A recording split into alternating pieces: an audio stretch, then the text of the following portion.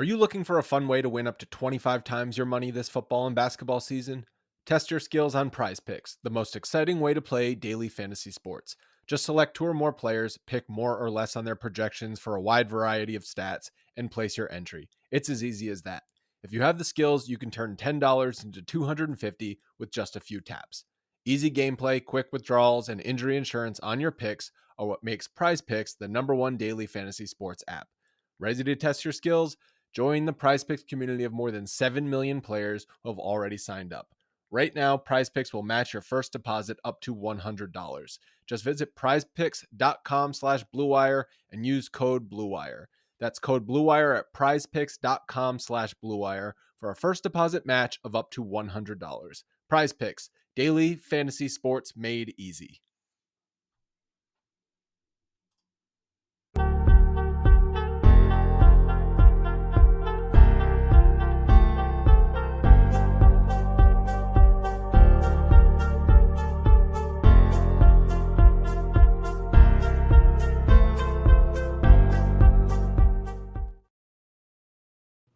Woo! Hello, friends. Welcome to Pod Mavericks' Group Therapy. I'm Kirk Henderson, editor-in-chief of MavsMoneyball.com. Thank you so much for joining me on our second live show of the evening. This one where I want you to participate. For those of you who are in the chat, do me a favor. If you want to join, you click that pinned post in the podcast, or if you need me to send it and post it again, I am happy to share the link with you. You will enter a waiting room where I will then call on you and we will talk a little bit about this game. The Dallas Mavericks just lost 115 to 112. I'm seeing a lot of really odd takes on the internet that the Mavericks are the first team to never or to try to miss the playoffs, even though this isn't the playoffs, it's the play-in. I feel crazy. Someone come up on stage and tell me why I'm drunk. The Bulls also tried to lose this game because everybody wants better draft positioning for the lottery. The line, it's just a frustrating situation. All right, I'm going to post the chat or the link in the chat again because some people are unable to see it. I think it's at the top of my stream. I can't actually switch between both, otherwise I'm going to be being bombarded with audio. But I'm gonna go ahead and check it real quick. Let's see here. Yeah, it's pinned at the top of the chat if you're able to click it. But there it is. I would prefer video too if you're able to, everybody who is hanging out. Okay, coming up first, I got one guy, only one. Last time we had a bunch, but hey, we'll see if we can get more folks in here. All right, Chris, what's happening, my guy? Hey, Kirk, sorry if my lighting's not that great. I'm in Fort Worth in the hotel after the game. So it's ominous. It's great. What's happening? I bought tickets yesterday before that Thunder game. I was like, okay, the Mavs are going for it. You know, I want to be there and root them on. And then the Thunder win, right? Okay, so right. And I didn't even find out about all this Kyrie stuff or about the whole team not playing until like after lunch today. And I'm already in Dallas. I'm like, I already got the tickets. They're not refundable. I'm like, okay. So that does suck. You seen that movie Celtic Pride? Yes. Okay. So, yeah, Dan Aykroyd is like, ask his friend, he's like, I don't know what to do. Do I root for the Celtics or root for the Jazz? You know, they're hardcore Celtics fans, and then they have to root for the Jazz or they're going to go to jail because they kidnapped the star of the Utah Jazz. That's how I felt tonight. I'm like, and I'm wearing a Mavs jersey, and then anytime the Bulls are making a shot, I'm like, yes, you know, just like just the opposite. It sucked. This is the first time I ever went to a Mavs game where I had to like root against them. Because, yeah, like you said, if we would have won tonight, we would have won Sunday. It doesn't matter because the Thunder were going to win with Memphis. Memphis is going to sit everybody. Yeah, and I was looking at the Memphis game tonight against the Bucks, and they kicked every scenario was like just against us. Like the Bucks sat out their entire starting lineup, so that was an easy win for the Grizzlies. So yeah, this sucks. But at the end of the day, shout out to Theo Pinson. I think he might be the Mavs MVP right now. Oh my God, he's a truly horrible player. I mean, a couple of his missed threes, like one of them like completely bricked off the backboard. One was an air ball. I mean, man, truly horrible player. But some of those guys were like, I'm like, what are we? I mean, I know that they're trying to win. They're trying to like fight to even be in the NBA. I get it. Oh, thank God. We're not even guaranteed to still get that top 10 pick, but the odds are much better right now. That's right. The Bulls play the Pistons Sunday, and let's roll out what we had, today against the Spurs. I mean, so obviously Utah's on a 4-game losing streak, so we're definitely not getting like the 9th best overall. It's like the best we'll get. Well, I mean, the best we could possibly get is the top 4, right? But at least we'll get the top 10, the 10th overall pick. I think it's like a 65% chance of getting that. And 3.5%, 1 through 4. Yeah, we'll have something up. I'm going to make one of my staff members write something about all I've the been odds. just looking up Tankathon obsessively the last week. It's so crazy because before this week, I didn't even know what Tankathon was. Like, well, now you're upset. Now you're going to be obsessed with it. It's an upsetting place. I like that at the end of After Dark, you on one of the episodes, you clicked it on the second try. You got the simulation where we're going to do that again tonight. We're going to do that every time until the draft. Oh man, but yeah, this was an awkward, really weird game. Like just to go to it mentally, you just have to you're not rooting against them to lose, but you're just rooting for that draft pick. And I don't even know. I don't keep up with college basketball. I don't even know who's good. Like I'm assuming that they're going to go for a wing. You think, or I mean, they could trade down and get some win now players. But I mean, what would you think? What would be the best right now if you were going to draft number 10? What in your opinion, what would be the best for a player in this draft that we can? I mean, I want players, but what I think will happen is the Mavs will do their best to move on draft night for like more experienced guys because they're in fully win now mode. That's my opinion. Like meaning like players that are already in the NBA right now. Yes, right now. Okay. Mm-hmm. Do you think we could probably get 2 players, 3 players? I mean, no idea because you might not be able to do anything. Is the other thing. One of my buddies who does this for a living. It's like, well, teams will go into draft night thinking they can make a move, and then they just can't, so they have to draft somebody with the best pick available, and that player probably isn't going to be ready to play because most guys there's rookies for a reason.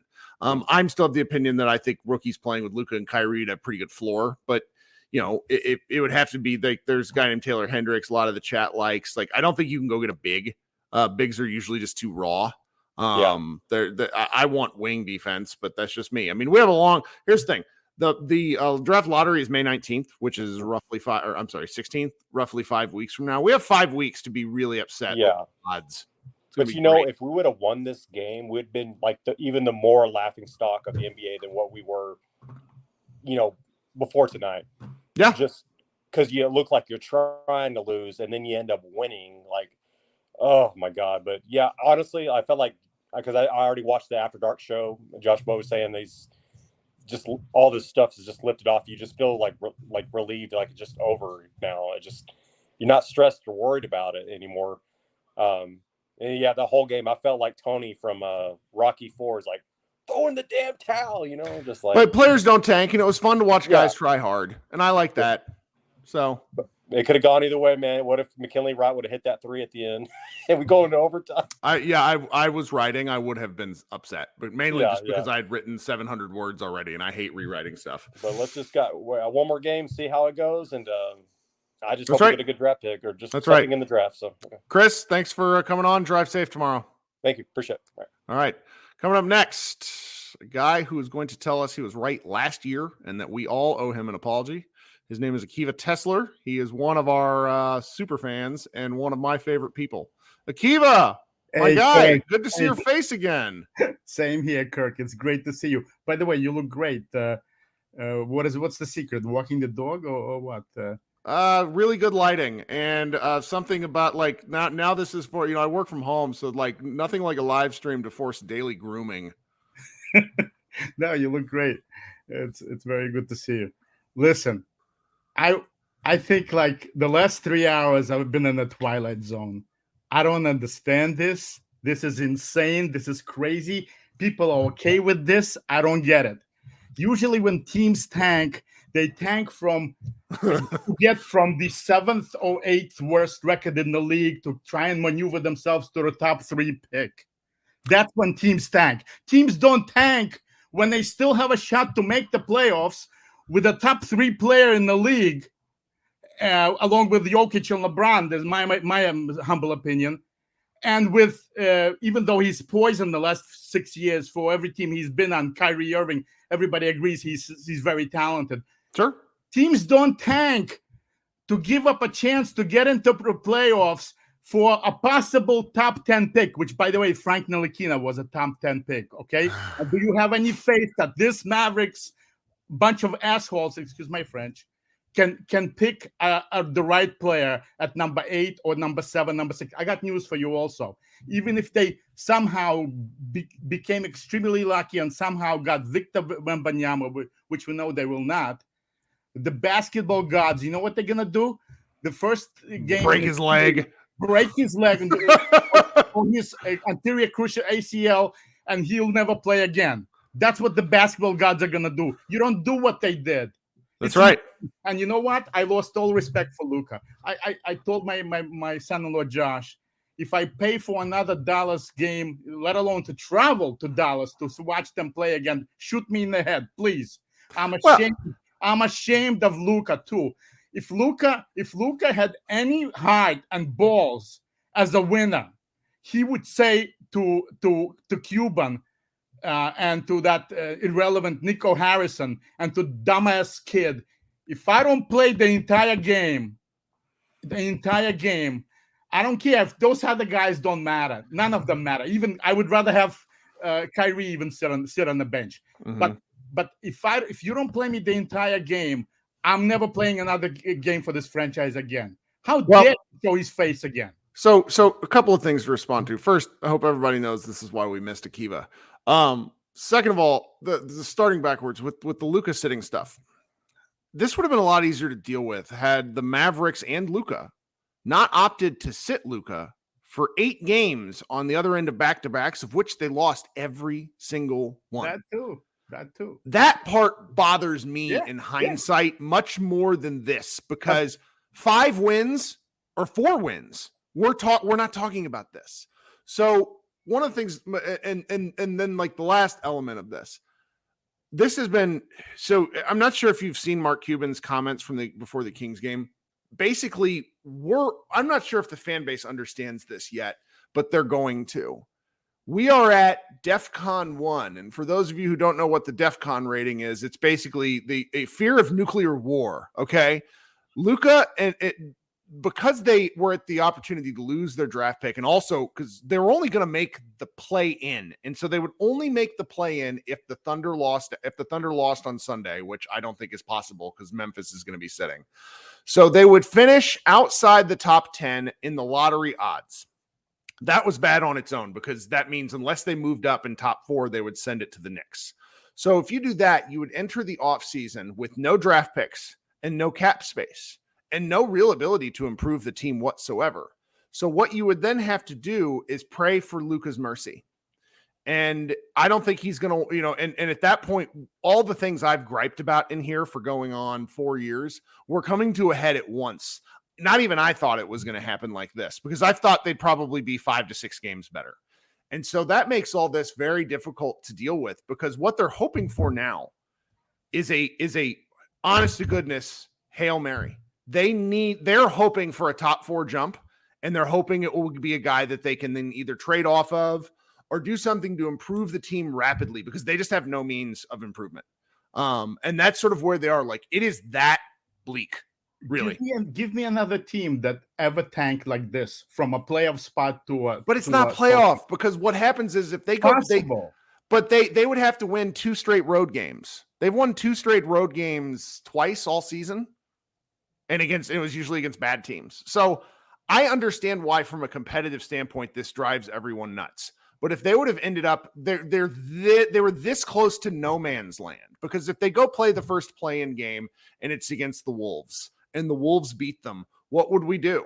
We would all just say, okay, good time. Try next season. That's what's so difficult about this. Well, listen, first of all, as you said, I called in and I said kids should be fired after they made the last year. That's right. After they made the Western Conference Finals, because I'm not a front runner. When I see somebody that stinks, I say it. Right. And it's never going to change. They did that in spite of Jason Kidd. in spite of Jason Kidd. And they could have done still great things in spite of Jason Kidd.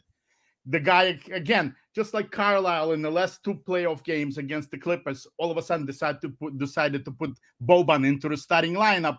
All of a sudden, he decides to play Wood. What's his first name? Christian Wood, yeah. Christian Wood and JaVale McGee. I know you hate JaVale McGee, but to tell me he's not better than those 2 Bobsey twins that Kid was in love with, Kleber and Powell, who don't belong on an NBA floor. They don't belong for 1 minute on an NBA floor. And if you played Wood and McGee, yes, they're not great, but they're much better than those 2 clowns. I don't know. I think it's different kinds of awful. No.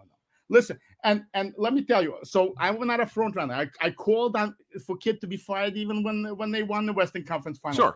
And by the way, this guy has the nerve to say nobody's dying. If nobody's dying, it's not important. Basketball games are not important. You know what? Give back the $8 million you made for pretending to be a basketball coach this year. Why should you be paid $8 million? I mean, I wouldn't be shocked if he does. I'm not sure how they can bring him back, but I also didn't know how they could hire him. Cuban said he will bring him back. He said that a couple of days ago. Or yesterday. He said he'll bring him back. He said it's not on Kidd. I just still have a hard time getting there. That's all. No, I wouldn't bet. You're right, but I don't think you can do it with 3 games left. Like Cuban went out against before the Kings game and basically tried to rewrite the narrative in multiple ways because that's what he does. Isn't life funny though? Kidd was a good, you could even say great point guard, and could lead the team on the floor. Moving him over 1 foot over to the sideline, he doesn't have a clue. Yep. What a different skill set between being a great player and a good coach. Yep. It's unbelievable. It's crazy to think about it. And then it's Luka. I gotta tell you, Luka. I used to hate the stuff with him, like 73% from the free throw line when he has such a great touch and prides himself on hitting half-court shots and three-quarter court shots, and he shoots 73% from the free throw line, touches hands. Like all these players the last 15 years, they love to touch hands after each free throw, made or missed. What are you so happy about breaking free throws? Luka is what I hate. Well, he gets the longest break now that he's had since before his rookie year. Also, what I hate second year, sorry. Also, you know what made me think twice about him? He never misses an opportunity to hug the opposition after losses. He should be, mad as heck. Larry Bird would never do that, my hero. If he lost the game, he would be mad as heck. You would not see him glad-handing, hugging the opposition.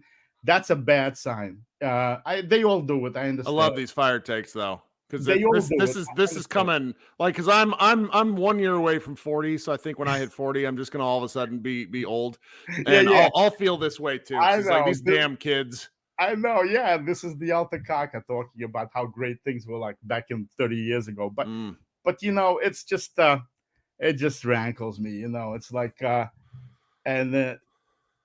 don't see a way out of this because the owner is not going anywhere, and the owner stinks as a manager. That's why I was really sad all day, and that's like the stinks as a manager thing cannot be fixed. Cannot be fixed. No.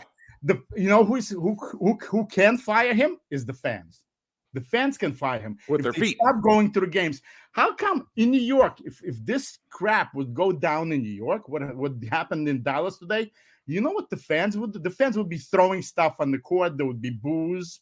I'm not saying Knicks have been real bad for a long time, though, but I know what you mean. Not this year. I'm not saying they're so sophisticated, but it doesn't take sophistication. Why are the fans taking it so good?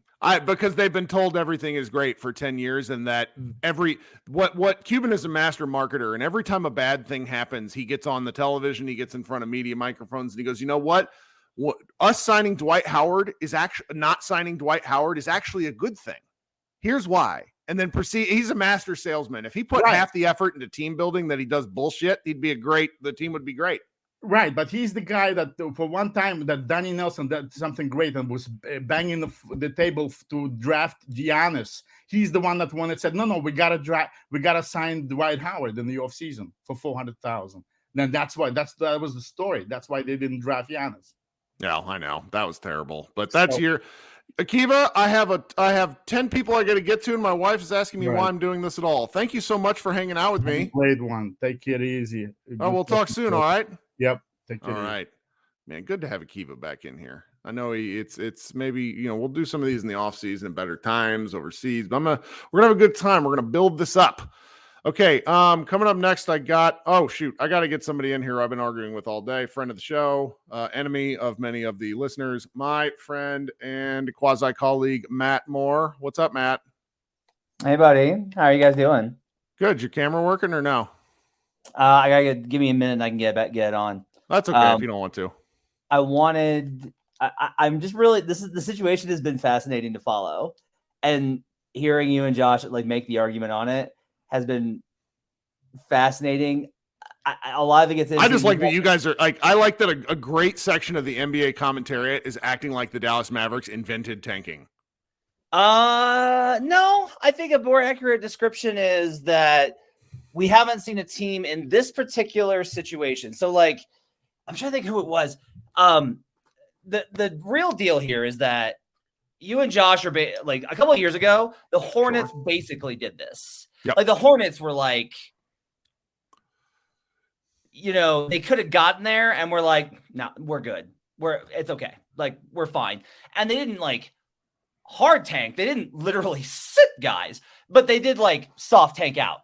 The hard tank is the element. If you're interested in the literal sitting of guys and getting up there, the NBA should find them to the fucking moon. And this sort of stuff is I think then maybe that's what's getting lost in translation. I'm okay with that. But the concept that what Utah has been doing for 3 weeks, what Portland does every year, because Dame Lillard is a losing loser who loses and can't gets every excuse made for him because he's fucking Mighty Mouse, only Mighty Mouse that loses. This sort of stuff drives me nuts. But it's the hard tank is it is a different point because they backtracked. Somebody talked to Luka between today and yesterday, and what it says to me is the same thing that's been said to me about the Dallas Mavericks for going on 10 years, is that there is no plan. We are run by a guy who won the lottery and has since treated it like his own personal fantasy basketball team. Every decision is the next decision. It's going to be the next big boom. Oh, by the way, I can go sell you this, blah, blah, blah. He wants, I'm so frustrated. Yeah. I can tell. The comparison here is that the rest of us are but you're not the Hornets. You have Luka, and you have a team that went to the Western Conference Finals last year, at least in the shell of itself. And you and Josh are very much of the opinion that you're no, they're the Hornets. No, they're just as bad. Let's be clear. They're just as bad as the Hornets from a couple of years ago. Maybe not this year's Hornets, but a version of the Hornets. Shooting variance is like if the Mavericks had shot, they Josh pointed this out. He's in the chat, probably losing his mind right now at all of us. Josh pointed out that the Mavericks had not been blown out in a game Luka Doncic played in since January 6th. Okay. Yeah. So we're talking 3 months of no but at the same time, they also played a million clutch games. So if you win 5 of the clutch games you lost, that changes this narrative entirely. Sometimes things happen. Sure. For me, this really does get down to you and Josh are but they have to win 2 in a row, and the Thunder have to lose, and then they have to win 2 road games. You understand the Mavericks have won 2 in a row once since the All-Star break. We know that, man, but we're still But you don't know. People don't know that. No, but people go try. They've been trying and they can't do it. So why would they try now? They've been trying and they can't do it. You try until you can't anymore. But they can't. It makes more the ability. Then sure, they can't win. This was it's this is going out to die for no reason. Now, do you really think if the Thunder have to go to Dallas and face down, or not Thunder? Do you really think that the Pels without Zion? Do you really think there's zero chance There's Yes. zero chance. The Dallas Mavericks allowed more than 55 points in the paint per game since the Kyrie trade. Teams know look at how the Bulls came back tonight. They realized, we just have to dribble into the paint and shoot it. The Chicago Bulls, led by guys whose names I can't pronounce, shot something like 16 of 20. Oh, Josh is mad enough to join. I'm joining myself. Josh is so mad at this. Okay. So here's the thing, Matt, I don't disagree. This shouldn't happen. That's what I want to make clear. Like, I'm with you that this shouldn't happen. It's not good for the game. And it really bugs me that this is part of the game. But it also bugs me that, like, the Philadelphia 76ers put out, like, the worst product ever for, like, 3 straight years. Like, the Mavericks at least put out a product for their fans to watch for 95% of the season. Like, yeah, it sucks these 2 last games. But I think the big thing is, if this was for the 8th seed, I would not be defending it. It's for the 10th seed and the play-in, which I think is way different than what we saw in the past. That's what I don't get. I don't get why you're like, there's no way that they could do this. Like, that it's that big of a difference. It's because the payoff isn't the same. When the 8th seed, if you get the 8th seed, you get a guaranteed first-round series. You get money. It's not one game. Playoff revenue. It's 4.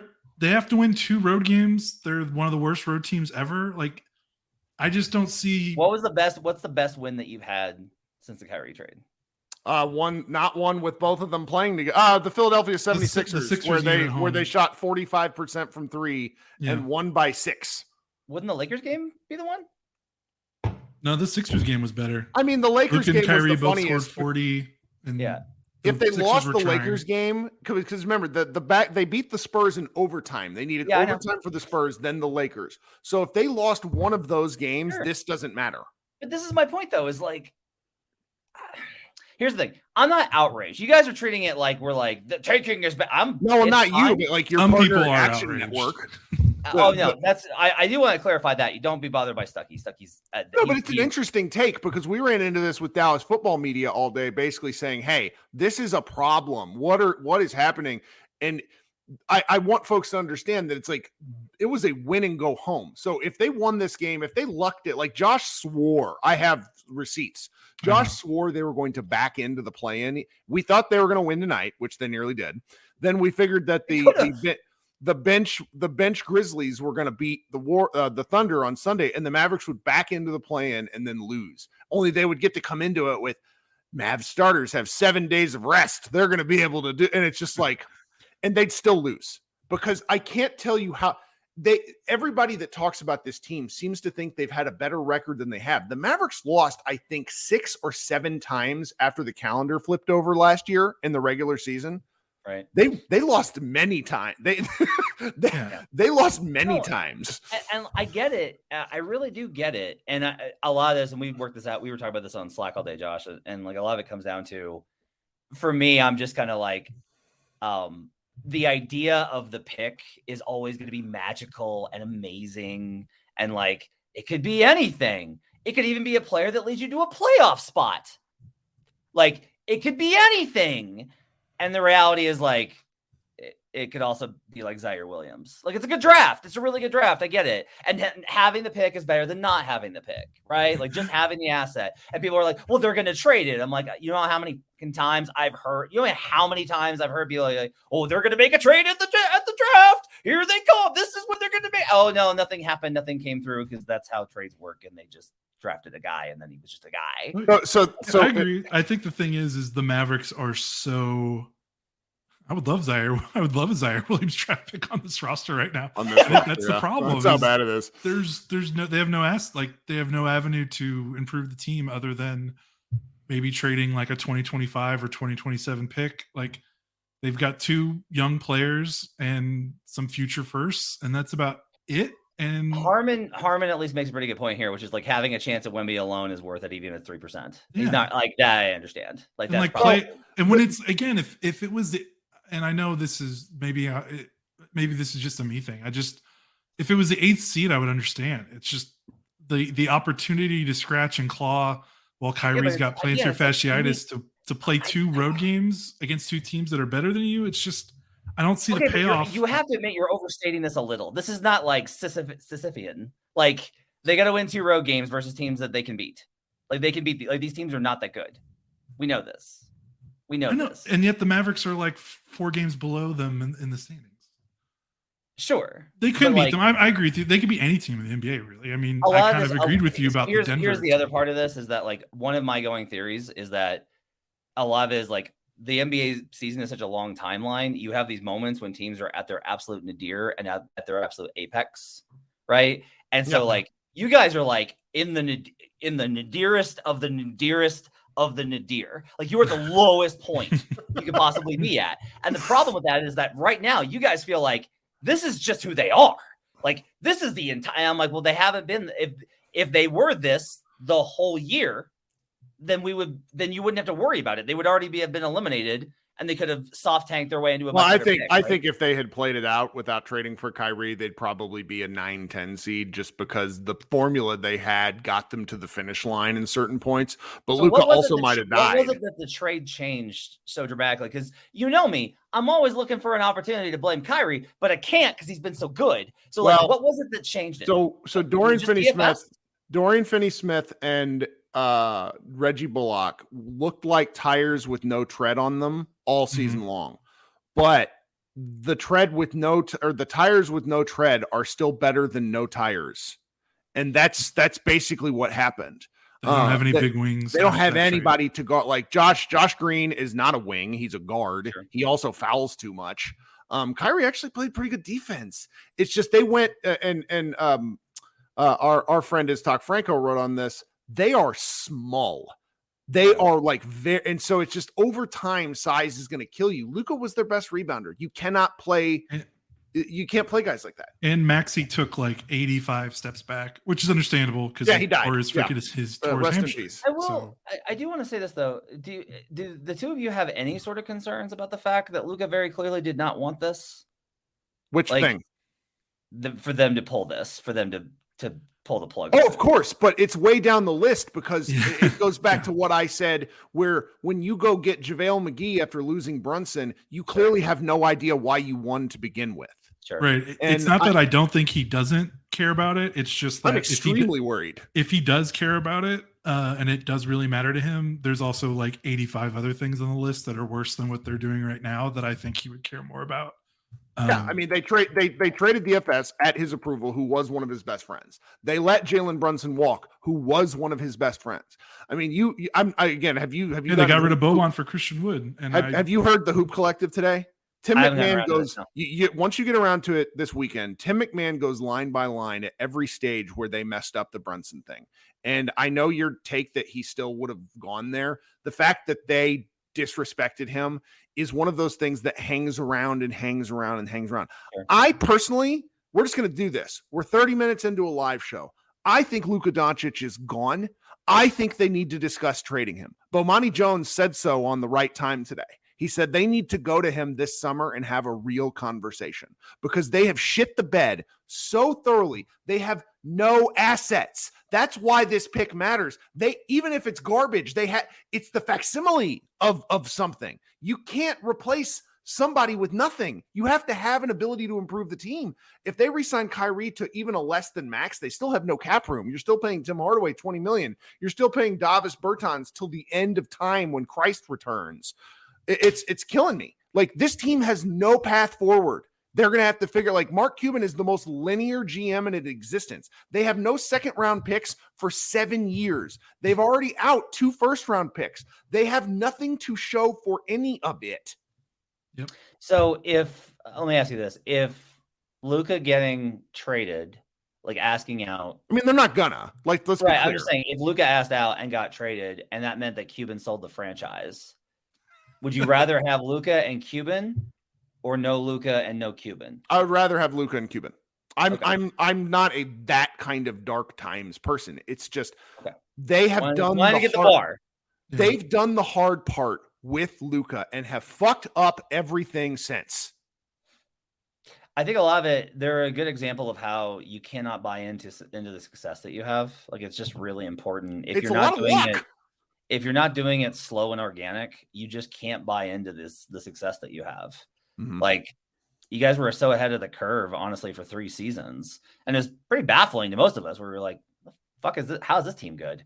And then it kind of turned out that you weren't. And like, no disrespect to some of these guys, and like Brooklyn's in the playoffs and they're still helping, but like, look at what Dorian and Dinwiddie are doing in Brook. Like Dorian shooting like 26% from 3 in Brooklyn, like under 30%. Like Luka's gifts like really brought up the level of the rot. Like he was the tide that lifted all boats. And I don't know if that diluted them into thinking how good the roster really was.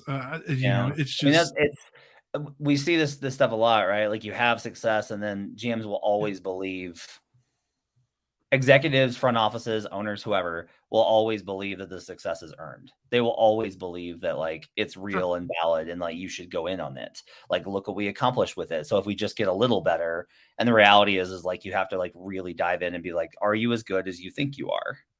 And like Dallas this season like took such a massive step backward defensively, to the point that like I don't understand how they were 7th last year, and I don't understand how they got this bad this year. That's where my joke about them hating Rick Carlisle comes in. They just rode that energy of hating. No, this is, I mean, again, like none of what we say ultimately matters, but and you know, and I'm okay talking about this. It's been 7 months. Also, I have another question. If both of you want them to take blame for how badly they've managed the organization and all of their decisions, shouldn't you want people to tear them up over the tanking thing? You should fake it and be like, look at this organization tanking. Disgraceful. They should be fired. And it's just funny that of all the things that they could be called out on, the fact that it's this. Well, the hard tanking, like I'm exchanging messages right now with a particular reporter you guys both know. And it's not I think that Josh and I both sort of misunderstood elements of the discussion. The out and out hard tanking, not even the soft tank. Because go look at the NBA injury report tonight. There are people sitting out with like mumps and measles and chlamydia and all sorts of horse shit. None of these things are real. People are just resting outright. But the Mavericks sat like kid said, he walked it back. Like that's why I made the joke beforehand that the Mavericks must have gone to the Sideshow Bob PR school of stepping on rakes, because none of them have any clue. It's like, lie better. Cuban did this in 2018 when the second half of the season, when they were trying to tank, he's like, well, we're just going to tank like crazy. He got fined $600,000. You cannot be this kind of stupid. It's going to burn you, not only in the basketball god sense, it's going to burn you with the league. Yeah. Like, I mean, that's already such a poison well, but like, you are, I mean, it's just from an outside perspective, when your best player, the MVP preseason candidate, all this type of stuff, that level player is like, I want to try and make it. And you literally are like, nah. That is really where I think like most of this comes from, is the decision to openly be like, sure. That part I get. And again, like if you got, it's not like anybody's going to be mad if you guys were eliminated and did this. Like if it was like you were out, it's that specifically, it's like you need to lose one more game or the Thunder to win one more game. Right. And then, and just worked out the timing wise, because the Thunder lost just enough. But that's kind of the point here too, is like the Thunder are like, they had a really strong run, and then like they started to tail off. And so a lot of us were like, the Thunder are not like safe here. Like this could definitely go Dallas's way. And y'all's point of just being like, but they're not going to win two games. Like they're just not. Well, and the Kings win for the Mavericks 2 days ago, I think sparked this into overdrive, because I believe that the Mavericks didn't think they would win that organizationally. Because that's probably the weirdest part of all of it, is why did they wait until these 2 games? And again, they won that because they shot 44% from 3. If you back off, like it is this very, like Ziller commented on this on Twitter, and he's right. Like it is this very specific combination of this level of superstar after this level of playoff success, with this level of stated intentions, with these kinds of expectations, this specifically close to a play-in spot, and choosing to go the other way. Like it's that combination of factors. There's not a lot of pro clutching, because most of the people that you guys are talking with are like pretty normalized to tanking.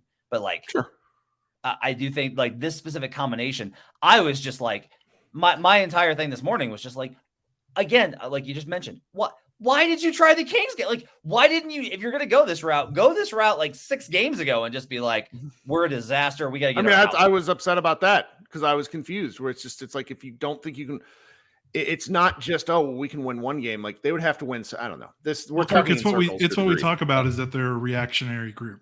Yeah. They're not proactive. Mhm. They just their foresight. And that's has really been evident awful. with today, right? Where Kid literally says like a decision was made and like we thought we were going to go for it, and then we weren't, and like that clearly didn't sit well with either Kid or the locker room. Nope. Like that might be the best thing, but it wasn't communicated in a way that is going to leave them feeling like, well, I don't like it, but all right, I get it. Yep. Instead, like there's like Luka plays a quarter. Yeah. No, it's flat out just that part of it. I understand. I'm just like the specifics. If we're talking specifics, then I don't think we're that far apart. We're not. I really don't. It's you know. I know. I'm more mad at I'm probably getting more mad about it just because I think people are more mad about it, and that's because the internet is a hellhole. And well, it's the hard like I'm gonna message Tom later and just say like if we are talking about, and the particular reporter I'm talking to right now while we're discussing, it is the blatantness. That's probably like, yeah. I'm not going to be shocked if the Mavericks don't get in trouble for this. Like I don't know what the league will do because the league is captained by a bald, a big coward. But you know, yeah, we'll I see. mean, this is just like part of it though. Is like this is not a Mavericks thing. This is the whole league. Just it doesn't look good right now. Like there's so much. Everything on ESPN's news of NBA stuff right now is bad. Like you go to it, it's embarrassing. This is not a watchable league, and we like it. So, well, thank you both for hopping in. Thanks, man. All right, we'll talk. Good soon. talking to you. Mm-hmm. We're driven by the search for better, but when it comes to hiring, the best way to search for a candidate isn't to search at all. Don't search. Match with Indeed. If you need to hire, you need Indeed.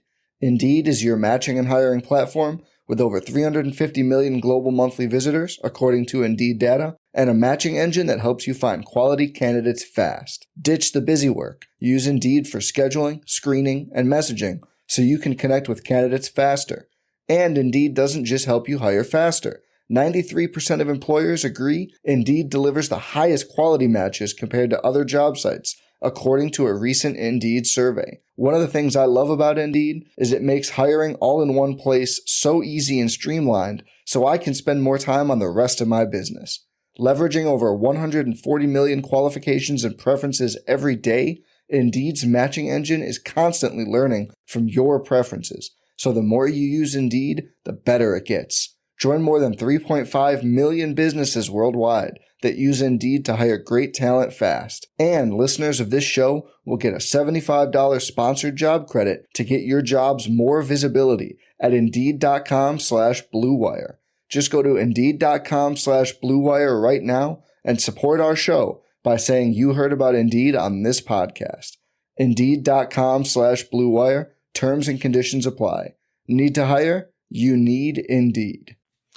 All right, coming up next is my man Tamim, who has been waiting for a while. I appreciate you hanging out. What's going on, my friend?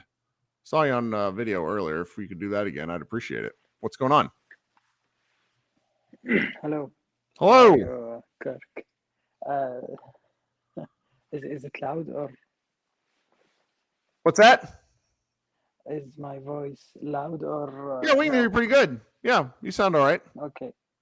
So sorry, but actually my name is Tamim. Tamim. Tam. Sorry, I Yes. can't. You know, Yeah, I know that's maybe. Tamim. I'm glad you corrected me because I will remember. Thank you. No, thank you, because usually I don't care about these things, but you're literally changing my meaning, the meaning of the name. So by saying it Tamim, it's a completely different thing about from Tamim. Tamim. Well, what Yeah. are we thinking about the Mavericks and all this nonsense? What did you think of the game? Actually, I didn't watch the game. I just they gave up, so I will give up also. Fair. Yeah, when I saw this Mark Cuban's quote 2 nights ago, I was like, man, the worst thing in the world that a man who's stupid like Mark Cuban, who thinks himself as a genius, and this drives me crazy. He he he he, he thinks he is a genius man, and he literally don't know anything about basketball and how to run a team. Like when I saw that take foul quote, I just laughed. Man, how is the take foul changing your method to build It your was such an roster? excuse. It was such an odd thing to talk about. Yeah. So my question is, do you think that Luka played his last game as a Maverick? Oh, no, I think he'll be back. I think he'll be back next year. When I said what I said to Matt and Josh there a second ago about the fact that I think if things really go sideways, and by that I mean they lose the pick, the draft pick, and Kyrie Irving were to maybe decide to sign elsewhere, I think they would have to go have that discussion with him. I don't think they will, for the aforementioned reason of I don't think Mark Cuban will ever trade Luka, like ever. But I think that there's something to be earned by treating your best player with the level of respect that he's earned. Yeah, sure. Mark Cuban don't want to trade him, but Luka will ask for trade because I can't see a path for the Mavericks to be a contending team for the next maybe 3 or 4 years. They have no picks, they have no assets to trade, they have a lot of bad contracts. So I think they have this the next season only as a chance to improve the roster and convince Luka to stay. And I just think that this game was a little bit of a game changer, that he may be asking for a trade this off season. Nothing would shock me. I think that this is one element where there's such an outrage over what Dallas did in the brazen nature of it. Not in that they tanked, because teams do that all the time, but that they were like, we are tanking. And there's an element of that changes things, because this is not to be too melodramatic about it, but this is a stain on Luka's record. Luka shares this. So, and that's disappointing. Well, thank you for joining us. Thank you, Kirk, for having me. Tamim, you're the man. I hope you come back. Inshallah, I will. All right. Talk soon. Okay, coming up next is my friend Lyndon, and I hope it's the same Lyndon from our other streams, because he brings some fire. Can't wait. Lyndon, what's up? Hey, Kirk, can you hear me? I can. I wish I could see you, but that's okay. We'll do without. No, I'm gonna turn on the camera. There he is. Yeah, man. I haven't. My daughter was born March 6th, so I haven't cut my hair or done anything in a long time. I don't know if you heard me make this joke earlier, but doing this has like forced me to because I would let my beard grow, and I would just look terrible. And I'm like, I told my wife, I was like, you just used to have to look at me. Why didn't you tell me? But hey, what's going on? I don't really have any thoughts about the game. My thoughts are more about what you guys were discussing in the post game. I agreed with Josh so much, because I was so upset about the discussion around what the Mavs were doing, especially by national media. These people, there's some people that I saw criticizing the Mavericks who pray at the altar of Sam Presti. Sam Presti has had the Paul George picks, the Chris Paul picks, and still go look at the previous 2 years of how many games SGA played. Sure. 1 year he didn't even play after the All-Star break, and that's okay. Everything's fine. Presti can tank every single year, and it's looked at as a joke. And it's national media are coming so hard down on the Mavericks. It's I feel okay, Cuban's an idiot, makes mistakes, but what's being discussed about the Mavericks is so disingenuous and so silly. I just think it's so silly. Especially with Damian Lillard is having one of the 7 greatest offensive seasons of all time. of all time. And you know what they did? They shut him down. And everybody's like, okay, because Matt's like, you have Luka, they have Dame, and they shut him down. The Mavericks are not a good team. If the Bulls wanted to play their starters and the Mavs played their starters, the Bulls would have won anyway. Yeah. I mean, I do think the distinction of the Mavs admitting it is what really floors people, because when they would shut SGA down, it would be with, well, he has a foot issue. Like today, they said half those guys were resting. Like there's something to be said for lying better. And I wonder if that would have made a difference, because the way Dallas approached this was, it was like they didn't realize their homework was due tomorrow. Oh shit, we have to figure out something to do right now. And they made all these very public, blatant mistakes where they didn't. I don't see why they even announced Luka playing. Like, why would you announce he's going to play a quarter? Why wouldn't you play him a quarter, take him back to the locker room, fake an injury? Who's gonna tell on you? Yeah, my thing is, why are those type of things leaking? Like, why is that even leaking? Why is somebody even telling the reporter that? The reporters don't need to know that ahead, like before the game or whatever.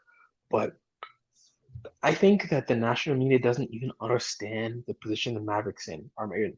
The Mavericks don't have a present, they don't, or a future. They don't have assets, they don't have picks, and they don't have any real young talent. Like, that's basketball purgatory. You can look at teams like the Pacers or Hornets, or at least those teams have their picks. The Mavs don't even have picks. This is like their only opportunity to do something to make anything meaningful out of the season. Now we the all team's not good understand enough to do anything. Like, we all understand the Mavericks are falling to 11th, right? Like everybody gets that. Like that's what's going to happen. Is somebody's going to jump up and we're going to fall back. I hate this. That's just the luck that Dallas will have, you know? Looks like Lyndon froze on us, but that's okay. We'll see if he's still there. We'll give him a second. Jeff says, don't speak that evil. I'm sorry. Yeah, there he is. You're back. What's up? Yeah, sorry. I was just saying that, like, they probably are going to fall to 11th, which is actually funny. But I just don't like, especially people that I respect. Like, I saw the athletic writer for the Utah Jazz, like, just going crazy about it. And I love him. I think he's one of the best people. Tony, yeah. But then I was like, oh, he's a Knicks fan. And then I'm like, also, he's a Knicks fan, 1, 2. I'm like, these people, like, because you guys were exalting Danny Ainge. Does anyone know what injury Lauri Markkanen has? Lauri Markkanen is about to be all NBA second team, and they just stopped playing him. He has no injury. They just stopped playing him. And it's like, where's the hand wringing about that? I feel like the Mavs, and I think maybe even the fans, including myself, who make it easy to punch at them, even when, like, this is unfair. What's the way Mavs are being discussed? If Adam Silver were to punish the Mavericks for this, that would be unbelievable. That would be unbelievable. Yeah. Unbelievable, Kirk. Well, I appreciate you switching platforms and coming to hang out with us. Yeah, I've been watching, but with a newborn, I can't talk too loud or do anything. I feel that, man. So. Good for you for even getting in here. I appreciate that. Yeah, I had to get my takes off because when Josh was mad, it made me even more mad that they made Josh mad. I feel this. Well, congratulations on the newborn. They're a lot tougher than than you think. My wife once raised my son into a moving ceiling fan when he was 4 months. The noise it made was horrendous, but he was fine. Before we go, something happened today. My wife went out to go buy clothes, and I had headphones in, and I'm lifting my head off of the bed, and my headphone drops, and it knocks my daughter on the head, and she looks at me and starts crying, and I think, oh my God, I'm going to jail, right? And then she starts crying, she stops crying, and then she just chills out, and I was like, oh, she is tougher. Okay, I'm okay. Yeah, mate, I still got my boy's big, and he's 7 now, and sometimes I have to carry him out, like, pick him up when he's in his sleep or something. I keep forgetting he's big, and I'll like slam his head in the doorway. It's great. He's fine. They're good. Well, we'll talk soon. I hope you come back. All right. For sure. All right. Talk soon. Oh, let me see here. We're going to go to Micah next, who has been waiting patiently. We're going to get to every single person that's hanging out in here tonight because it is Friday night and I have nothing else to do. And that is what therapy is for, is to talk through it. Micah, what's going on? What's going on, Kurt? You doing all right? I am doing okay. It is. I'm already thinking about tomorrow and the sheer number of chores I have to do, but that's fine. Right now, we're bitching about the Mavericks. Yeah, they are so bad out of shape. They're small. They're just. I mean, it's been the same thing all year. They're just tiny. You see it on the court, and it's just like that's what's so maddening about Cuban's comments about the take foul. Like, dude, take foul has absolutely nothing to do with the fact that you are at a physical disadvantage in every matchup that you play, because you've constantly decided to go with 4 guard lineups and Dwight fucking Powell. Like, and we always talk about we don't think they know why they won. I truly don't think they know why they lost. Right? Sure, because of the size thing. Yeah, well, there was no way for them to there was just no way for them to fix it. Like, I don't think they realized they were that small until after Dorian was gone, because Dorian was a pretty good rebounder for his size. Yeah. 6'8", 7 foot wingspan. All these other dudes we want to call them forwards, but I want that to be normalized. Let's stop calling forwards centers. Stop calling guards forwards. Let's just stop it. Like, positional size, it just matters. It always has. It's never changed. As much as we act like the size on the court has been different over the years or evolved into where everybody's running these small ass lineups, but that's never been the case. Like, if you look at the same team that everybody applauds as small ball, look at the size of all those Golden State championship teams. Right. Like, they were never playing more than 3 guys under 6'8". That never happened. And when you watch them this year, since they haven't had Wiggins and they don't trust Kuminga and end up putting DiVincenzo, who's 6'4", in that position, the same exact thing happens to them. That's why they're terrible on the road, because they get destroyed on the glass. Yep. Even with having Looney, so they don't understand ancillary moves. Like Tim was talking about this a while back. They only know how to pay max players and minimal role players. They don't know how to pay the in between. It's never like $20 million guys on the roster. It's either 40 plus or 10.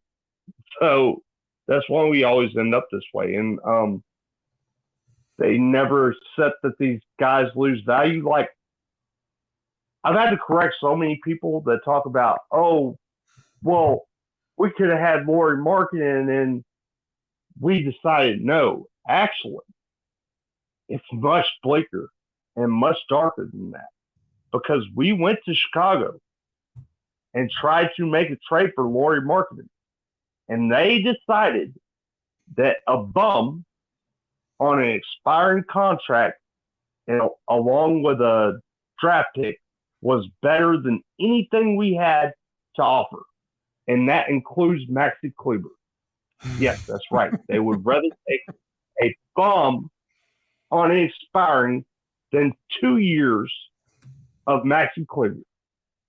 And that was before Maxi Kleber was cooked product. And we just gave that same player a 3-year extension. I wondered, because I remember somebody was talking about a while back, talking about the Dirk years, that at one point or another, every player outside of Dirk has been on the trading block. Sure.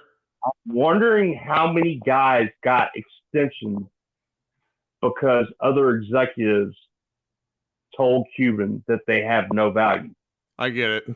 And we just said it's just we're gonna have so much stuff to talk about, and I'm gonna need to figure out over the offseason like how to talk about it in a way to where we're not talking about like the same three things over and over again, because that's what last summer became. It became like relitigating the Jalen Brunson thing over and over, and then like slow acceptance. What's that? It's so much more. How many players did we give 2 second-round picks to obtain, and then immediately when we found out it is garbage, give 2 second rounds up to get rid of them? Giving up draft capital to turn them into thin air after we gave up draft capital to get them in the first place. It's a lot, man. That's why we have 1 second. It's like after the pick conveys to New York, whenever that is, that's the only second we will have in the next 7 years. And a lot of these players that we're seeing that we need, especially the big men, most of these guys were early second round picks that developed within probably 2 seasons, because they never go high in the draft, but their position is the most translatable. Right. Like we're seeing a walking embodiment of that in Walker Kessler.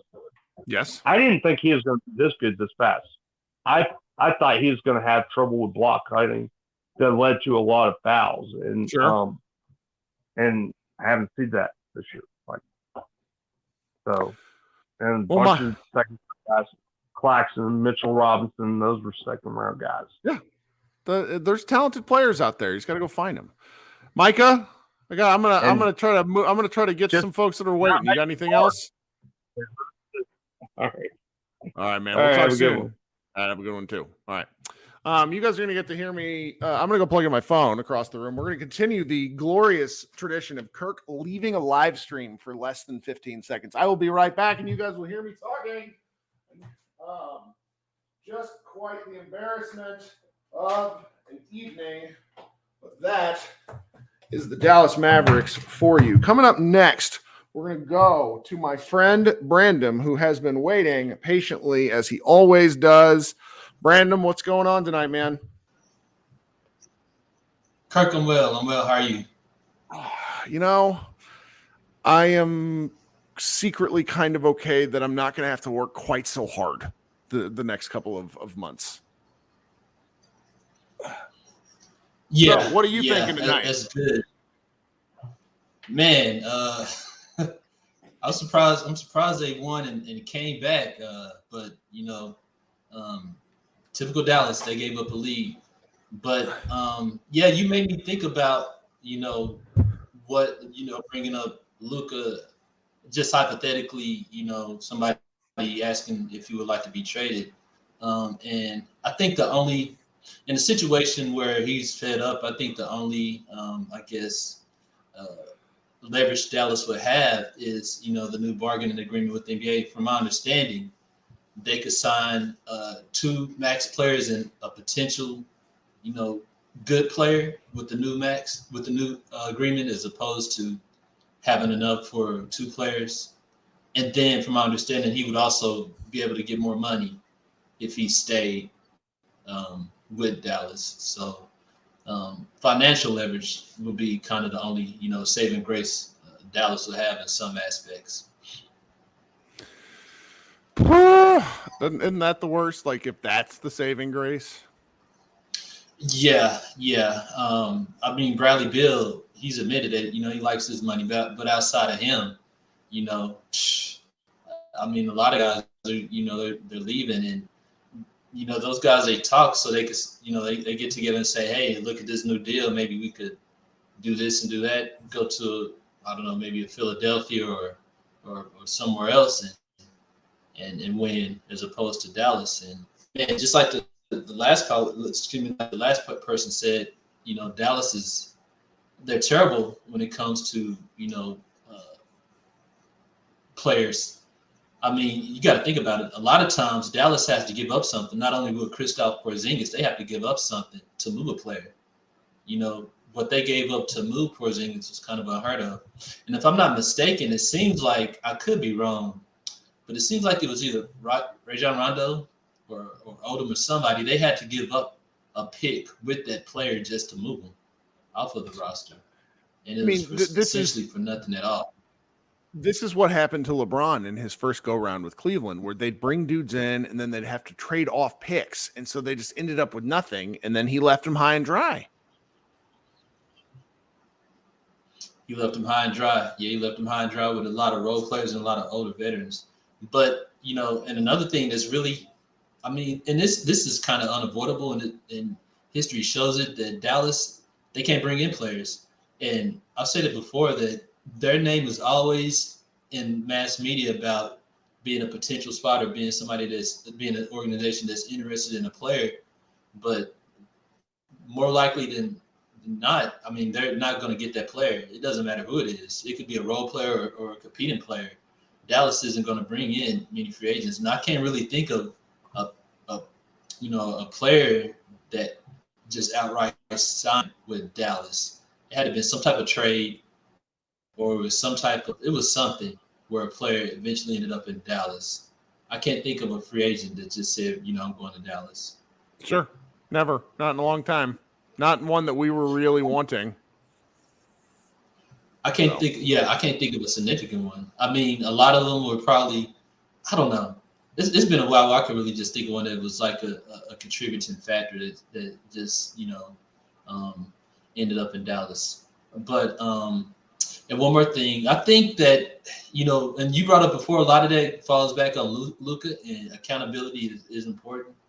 And next year, with the new bargaining agreement, I believe they had to play 65 games to be considered for MVP and for All NBA considerations. And I think maybe Luka's at barely over 65 right now. I could be wrong, but I can't remember where he's at. I could go find out pretty quickly, but it's going to be an incentive for him and the team, because the thing about when these guys rest, the team pushes them to do it. And they tend to want to listen to medical staff. There are some exceptions. I've heard Joel Embiid has like full control over whether he plays or not because he's just so banged up. I think Luka probably wants to play all the time, and they have to force him to sit. And I suspect next year, these I've mentioned at least a few times during the show that they were really bad without Luka. Until Kyrie came along, I don't think they won a single game when Luka didn't play. And I just don't think he misses next year. They're going to have to figure out a way to get his usage down, but the sitting on back-to-backs, they weren't good enough to do that. And Luke Campbell says Luka is at 65 games exactly. Thank you, Josh. Josh Campbell, not Luka Campbell. It's a good incentive because these guys do want these sorts of accolades. Yeah. Who don't want an MVP or All NBA? And I mean, I'm pretty sure they're going to pull in a lot of money. They pull in money for an All-Star game. Yeah, they're definitely going to pull in money for All NBA and an MVP nod. But yeah, like you said, it's not a lot. It's not a lot of stuff to talk about. In a way, it's not a lot of optimism for the Mavericks. I mean, well, we're going to be, so I bitch often about how the CBA makes you become like a lawyer and an accountant. Now we get to become statisticians, where we learn how odds work. And we're going to be talking about the draft lottery and the different combinations a great deal of the time. And Kirk, just curious, like, let's say in the worst case scenario, Dallas don't get the draft pick and Kyrie leaves. What do you think the team will look like next year? Do you see a free agent, or do you see a game plan for Dallas, or is it just kind of reactive mode? I think they have to plan to keep Kyrie at all costs, and then from there they'll pivot. If Kyrie were to not sign, I think they would have a healthy chunk of cap space. But it's Scott CBA Mavs will have him right on this at some point whenever he gets the wherewithal. It's tough to write about this stuff sometimes because it feels it's not. There's like a moment for when people are interested in it. And I think now once the Mavericks are kind of, they're officially eliminated from everything, those moments will come between now and July. So you'll see that stuff on MavsMoneyball.com for sure. Yeah. This seems like this would be one of the few times where Dallas has cap space in the offseason. Yep. Last year they had some and they tricked it off with Jalen, but this would be one of the few in the long times where they have cap space, and I kind of wonder if they'll try to re-up some guys or try to go after somebody else. Yeah, I'm not sure. I am not sure. Well, that's all I got, Kirk. Appreciate it, man. Yeah, no, thanks for joining us. Let me see here. Who is next? We have Leo, who's been waiting. Leo, what's going on? Hi, is the mic sounding okay? Your mic sounds great. What's going on? All right. So, do you really think this is the year we take our medicine, or is this just like us pouting and saying, I don't want it until we're forced to take it next year? No, it's this year because there's nothing they can do.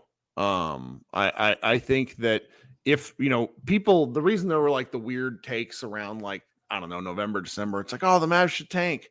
It's because this draft is that good on a top tier level, where getting somebody would be helpful. Even that's just what we just at this point. I've mentioned this a few times. I think that the plan is to hope that luck favors us and they move into the top 4. That's the plan. Isn't it wild? Can we sacrifice Mark Cuban's hairline for that? I'll gladly rip it off. I mean, it's so difficult. There's like they're having like a Mavs appreciation party, I think, on Sunday before the game. And it's like Mavs fans appreciation party. And it's like, for what? What are we appreciative of?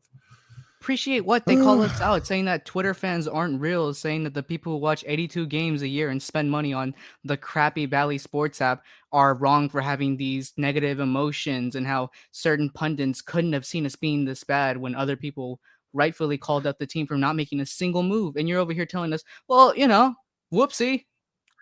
And this is where, if I'm them, just to play devil's advocate, a few things go differently. Everything about this team feels different. If they win 2 to 3 more games, everybody feels different.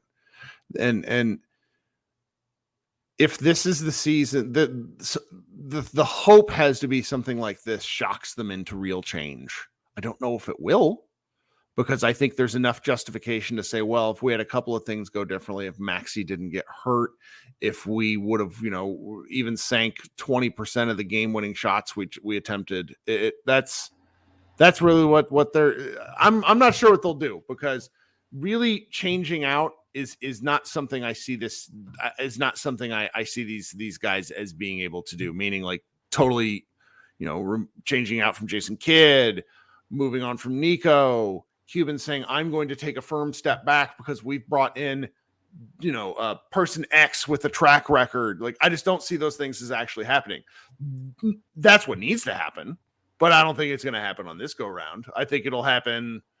I don't know how old Mark is now, 62, 63. Like, I think it'll happen when he's in his late 60s and that sort of thing at some point, but it's not yet. It's not yet. He still wants to do this. It's what one of his passions are. But giving the benefit of these people the margins isn't fair, because that's how championship teams are created. It's by the margins. It's by choosing what players you want to develop in the G League, and that you actually use your G League team. Or recognizing you have talent in the G League. How many players have gone through the Texas Legends, slipped by, and are on other teams having a beneficial impact on their team? We have Watanabe on our team, and he ended up on the Nets. We had Jose Alvarado in our G League team, and he went to the Pelicans. Christian Wood was on this team during the bubble year, or not during the 2 years before the bubble year when they won the championship. And it's like, what are we doing? Can we not recognize the talent we have on? Even if we can't use them, can we not trade them for assets? It's tough. I don't have a good explainer, because I think they have ignored's not fair. I think they have undervalued the elements of back-end roster spots for like playing function for several years now, and it's just caught up with them at the right times. I mean, these last several years, Luka enters the league. His second year is when COVID happens. His third year, he's basically played basketball from year 2 to now. He has not had a lot of breaks. It was, what was it, Christmas 2020? Yeah, Christmas 2020 to now. We're talking like 3.5 years straight of basketball. So hopefully Luka will get a little bit of rest in this regard, and we'll be able to see a different guy next year. But, there's just so much that can happen. Just so much that can happen. But is it even fair to have that conversation about Luka playing so much at this point? As Oh no, someone I'm saying who- that's the reality because I don't think he's gotten a lot of rest. I don't think he's gotten ways to tune his game. I don't think he's had time to shape his body because he's just constantly playing ball. And I feel bad for him because I don't know how many Mavs fans I've seen come up on the show and be like, "Well, he shouldn't play for his national team. It's not we're his team that pays him." As someone who does not live in their natural country of birth, you guys don't understand how important it is to see and to represent the national country like that, where you are from. That man is the most important person to Slovenia outside of politicians, and even more so. This man Probably more represents it so. on a global level, and a country that's the size of Fort Worth is in the Right. Olympics. That's right. Like, you can't reasonably tell me you're a fan of this man or of the team and be like, well, he shouldn't be playing for them. Like, what's the point? Yeah. You can't tell a man who's devoted all of his being to the Mavericks and to this national team to pick one or the other. Sure. No, I mean, it's the basketball social media sphere.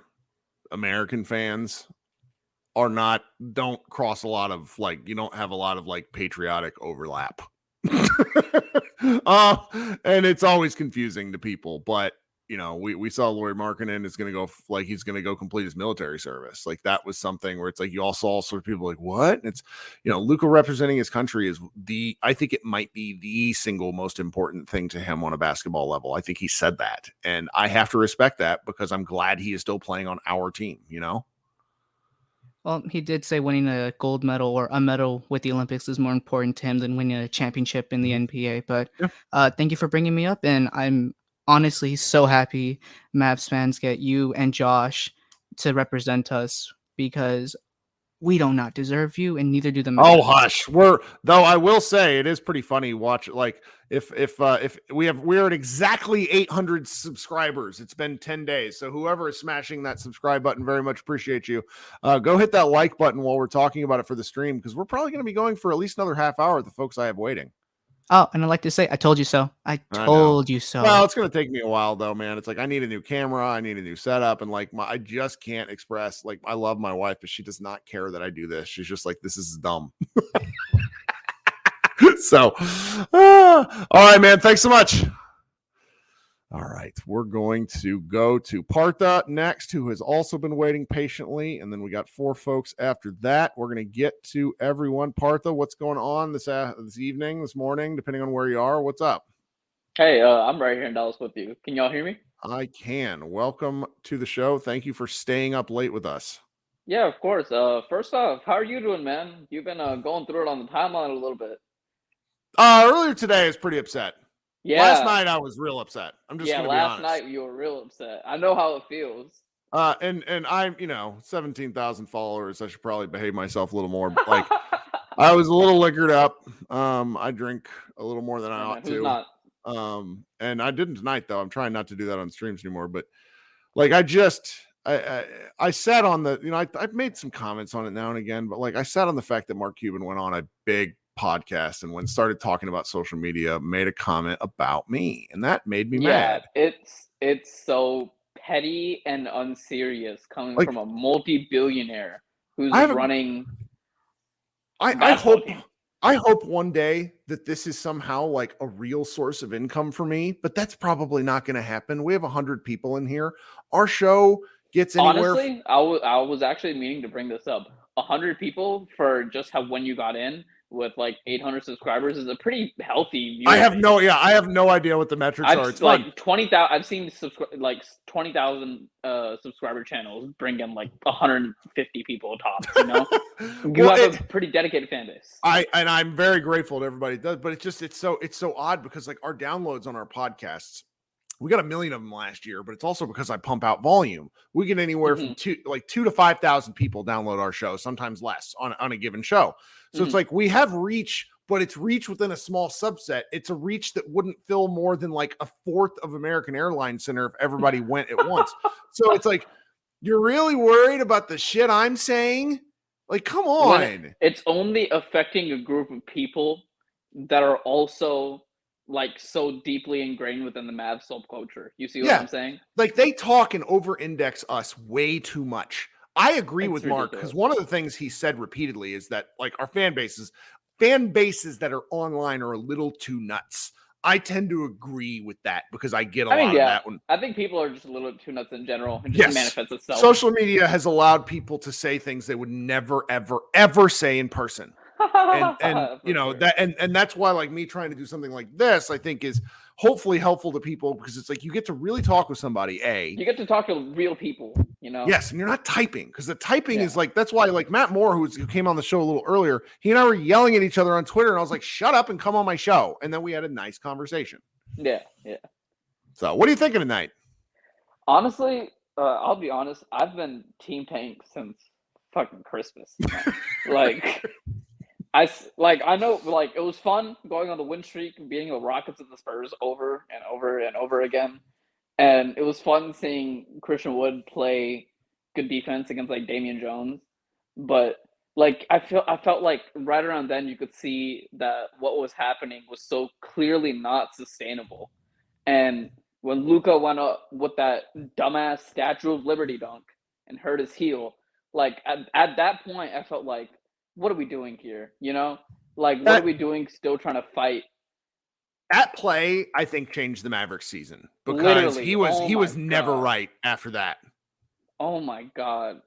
And, like, that's what I'm saying too, because, like, that stretch between, like, what, early October to Christmas, he was just phenomenal. Like, he was the MVP in my eyes. Like, if he kept playing like that at a similar level until now, MVP, book it.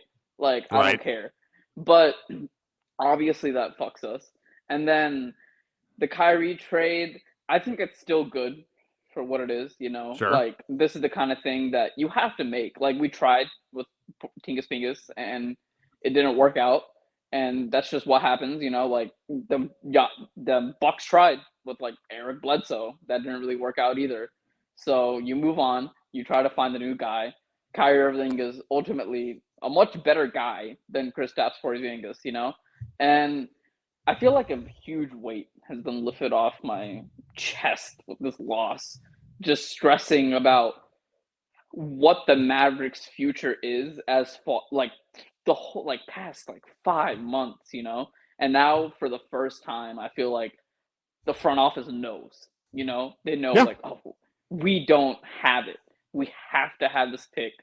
We have to get Kyrie back. And we have to do X, Y, and Z to make sure that something changes, really. And I think I have a little bit of faith. I have a tempered amount of faith, just because I think I like the hirings that we did. I don't know if you, like, a while ago, I think it was in, like, November, we hired the scouting guy from the Nets. The what is it? The cap guy. Yeah. They hired the Nets cap guy. Yeah, they hired the Nets cap guy. And if I'm not mistaken, he was involved on draft day, drafting Nicholas Claxton, Jared Allen, Cam Thomas, all these guys outside of the lottery. So he seems like a smart person, you know?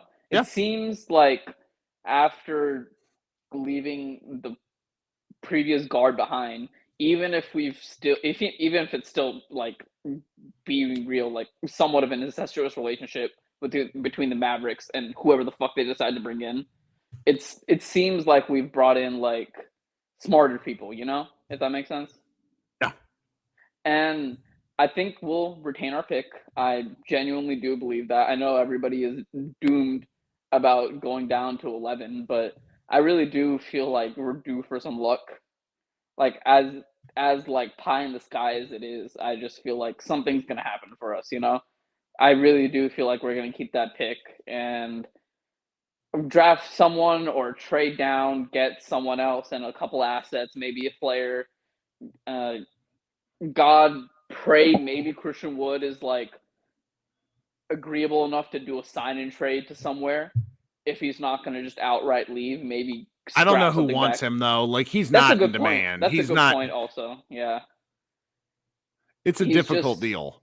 We've both tanked his value, and he's also tanked his value throughout. No, he's a good player. He's a guy who should probably make, like, what Dwight Powell makes and what Matt, like, 12 to 15 would probably be fine. It's a decent Bobby Portis kind of role, I think, on a contending team would be great for him. But we've just severed that relationship so terribly. No, and that part's on Kid, and that's disappointing. Yeah, it really is disappointing because, I mean, like, we saw the things he could do against bench units, you know? Like, he really did provide us a boost. But all in all, like, I really feel like for the first time since, like, the Grizzlies game, the second game of the season where we won by 30, this was, like, the most relief I felt as a Mavericks fan. This is the most cathartic game I've had where I feel like something is happening. And yeah, outside of that, really not much. If you have anything else. No, well, I'm glad you joined us again. Appreciate it. Of course. Yeah, have a good one. All right. Let's go back to my man Sam, who has been waiting for a little while. Sam, thanks for joining us. What's up? Hey, Kurt, can you hear me? I can hear you. What's going on tonight? Oh, nothing much. First of all, I still owe you that story that I've been meaning to like finish writing. I've just been so busy.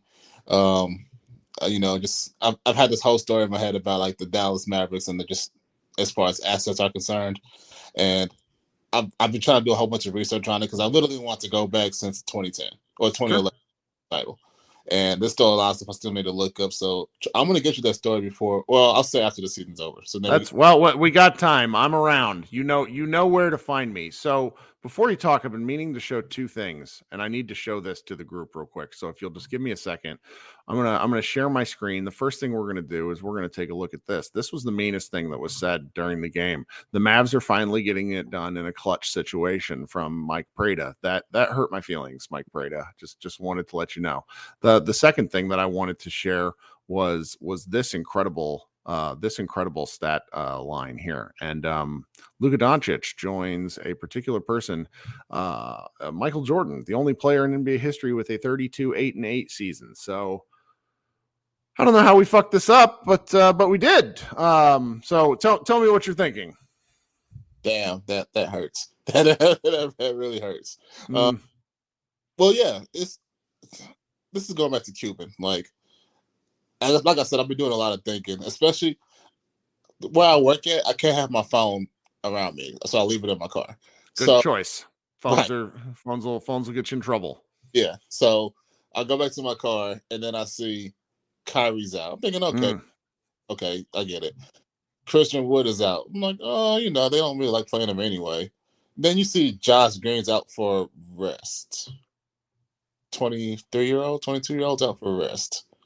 And you're trying to make the play-in, went all out against the Kings, and now you don't want to go all out against the Bulls. That's an organizational problem. And of course, at the end of the day, this is the best case situation for the team as an organization. Like, you want to have the pick because they give you so many options. As far as you can either trade the pick or, God forbid you get the first pick. You draft once in a generational talent. So, the opportunity is there. But the fact that it's like the team, I want to banish this team to the shadow realm. They don't know what they want to do, which is really frustrating. Like, ever since they won the title, Cuban out like he's just holier than thou, and he knows everything that's going on. We let go of Tyson Chandler. Then we end up getting him back 3 years later. We don't re-sign him. And then we think you have DeAndre Jordan. That doesn't happen. And then you're just throwing mismatches against the wall. You're just signing guys. You're just trading guys. You're not drafting good. You're not trying to draft good. You have a GM. I'll say he wasn't the best GM, but he wanted to draft Giannis. But you didn't want to draft him because you wanted to save like $400,000 for Dwight Howard. Like little things like that just build and build and build and build. You use a second round pick on a guy because he's good for for us in India. Now he's a effing wrestler. So it's like little things like that just let you know that you're not serious. Like I don't want to say he's thinking it's I don't think he's not a joke. I'm not saying he's not a joke, but there's just stupid things that he says, the stupid thing that he does where it's like, bro, what are you doing? Like, I went back and read that story about the shadow GM thing a couple years ago, with Hawala Bob and Donnie Nelson and how, they didn't know who was supposed to draft who, and then Donnie walked out of the draft room. So they were like, well, I guess we got to make the pick. And in the story, I remember they were saying that Cuba was like, hey, I want you to come in because I want you to have some type of like chaos. I want you to kind of shake things up a little bit. Why? Like, why? Why would you do that? You got a guy like 3 years ago, what was his name? Rosas, the GM that they signed, and then they fired him like a month later. Like, now granted, I mean, he turned out to be kind of a weird dude anyway, so I kind of get it. But little things like that. Why would you sign a guy and then fire him a month later if you don't want him? Do you want to be the GM? Just call yourself the GM. I mean, you're basically the GM. You're pretty much the GM at this point.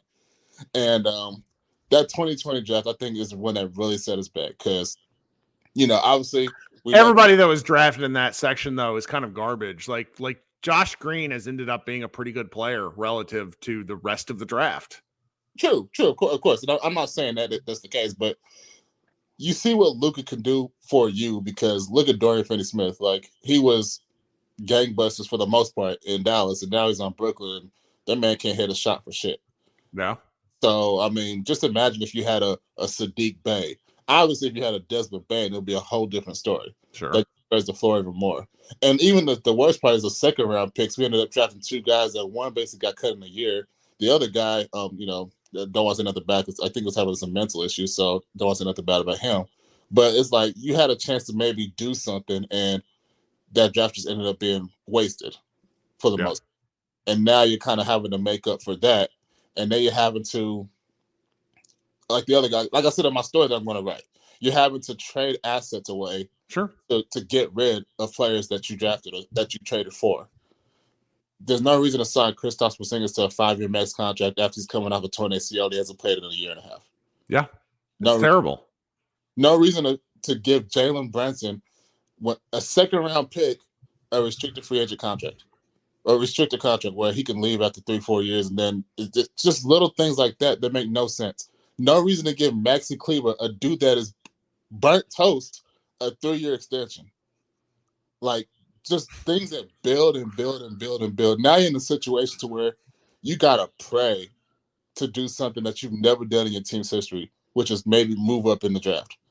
They've never moved. Yeah, it's hard to believe that, but they also haven't been in it too. Yeah, it's a small thing. It's a small thing, but that's what you're hoping for. And if that doesn't happen, and if they lose the pick, not where you're at. And if Kyrie leaves, what are you gonna do? You have sure, but you've seen what we've done with cap space the last 10 years. So what are you gonna do? Because we know the problem is, Kurt, we know it's sad because I played basketball in high school. That's as I got. I wasn't good in college. Never played in college. Never played in the pros, obviously, whatever. We said this last year. This was going to happen. We all said this was going to happen. We knew it as fans. Why didn't they? It's impossible. It's impossible. Because you have a guy like Luka, you have a guy like Dirk, who has honestly saved your ass the last 20 years. Because without Dirk, God, he covered up a lot of shit on this franchise.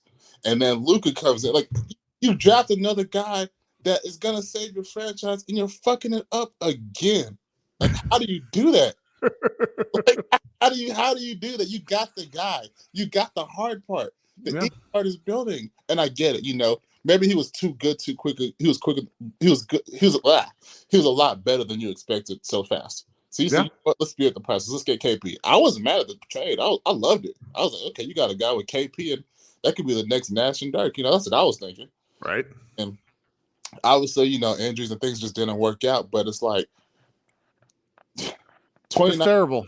Yeah, 2019 that's gonna F us forever because you had a chance to rebuild the team to, perennial finals contender every year, and you wasted it on 5 years of Kristaps and then hoping to get Danny Green, and you got the line right.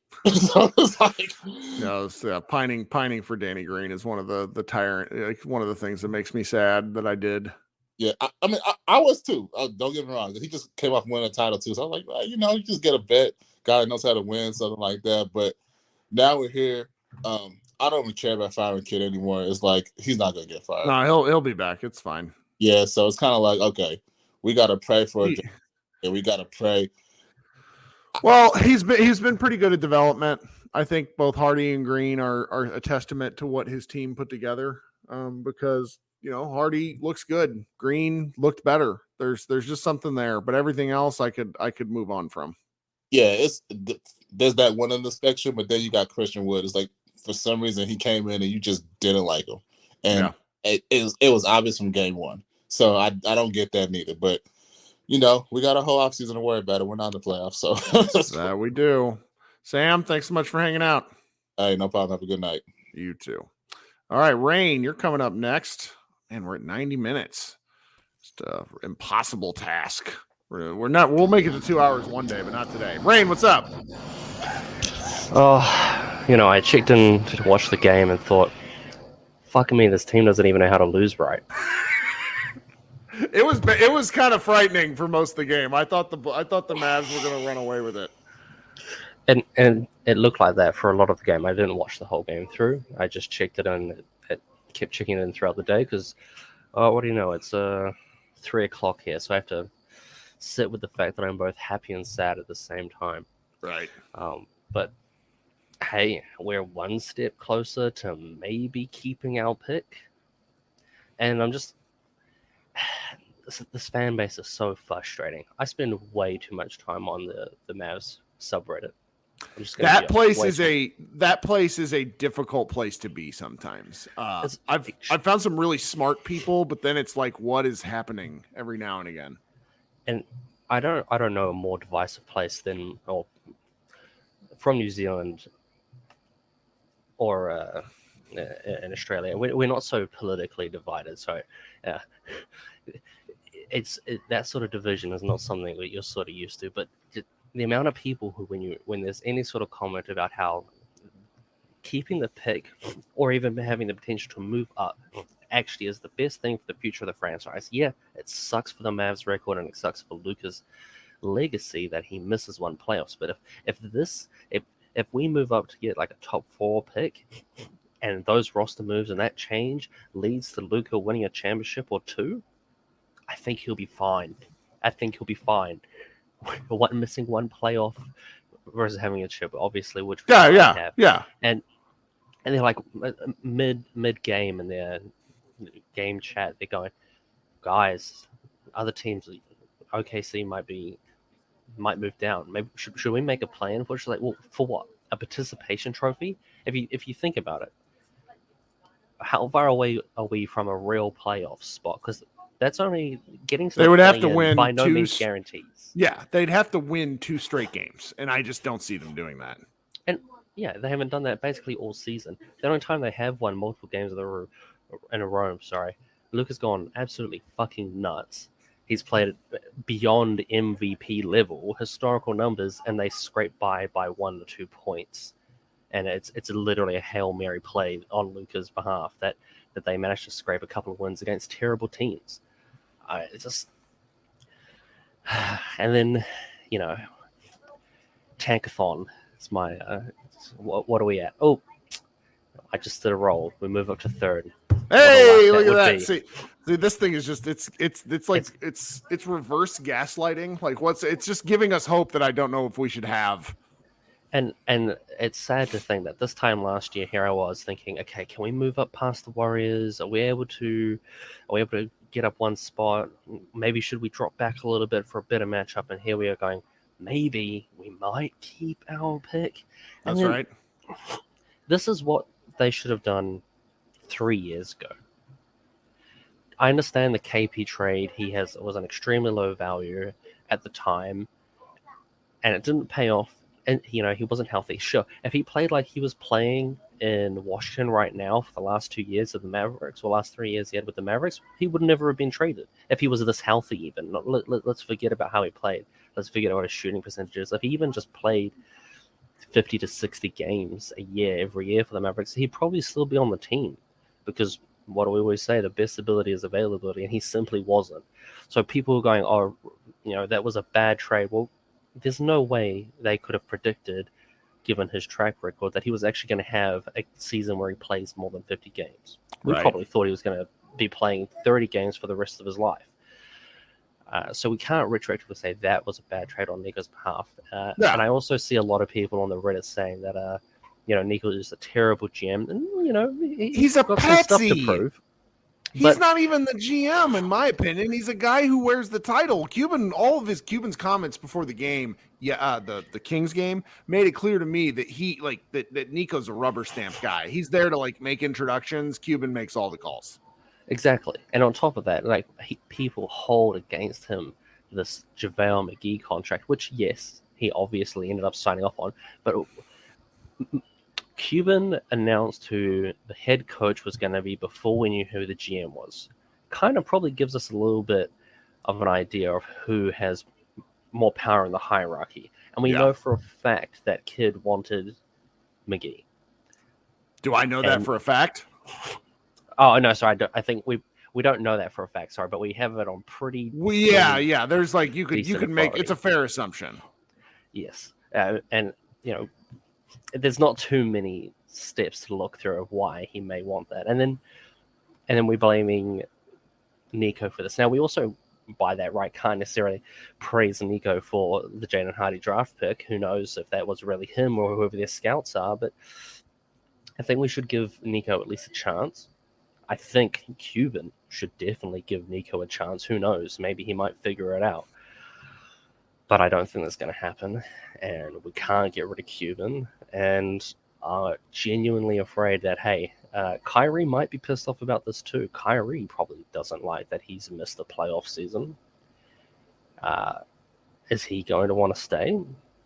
Hard I to mean, say. he won for he'll probably want the contract, and hopefully, at minimum they could get a sign and trade. But people are constantly saying, who's going to sign Kyrie for a max? It's like, I think everyone forgets, like, when we watch Kyrie play, he's absolutely amazing. I have to say that there was a play he made where against the Clippers where Kawhi was blocking him hand on the ball. And Kawhi's hand's massive, like Shaq-sized hand on the ball. And while he had the game sense and the physical sense to know, while he's midair, no, I'm just going to wait to his hand actually physically leaves the ball, and I'm just going to hold it a little bit longer and then get that shot. And that might be one of the craziest things I've ever seen in the slow motion. I didn't understand it in real time. Who could?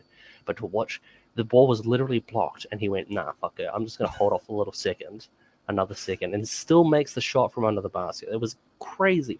And that is why people will pay him for no matter how crazy it is, because he's been an upstanding citizen since he's been in Dallas. He's been perfect. Been great. And that's not going to last. Let's be honest. It's not going to last. I mean, there's something about getting to your 30s and your final contract where I think he had dalliances, but I like the best predictor of future behavior is the past. And that's what's, And so, like I said, odds are something's going to happen. And that might be next year, it might be 2-3 years, but the Mavericks have no choice.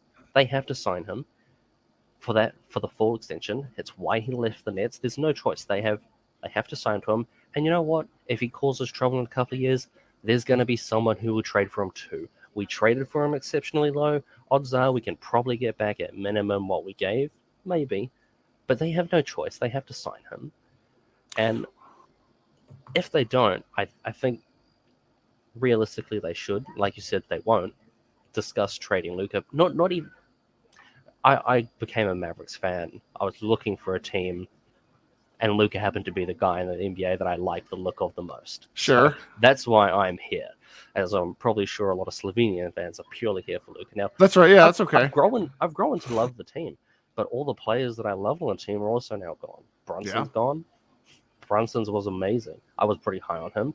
I was kind of low on Green, but this year I've kind of been a bit of a fan of DFS.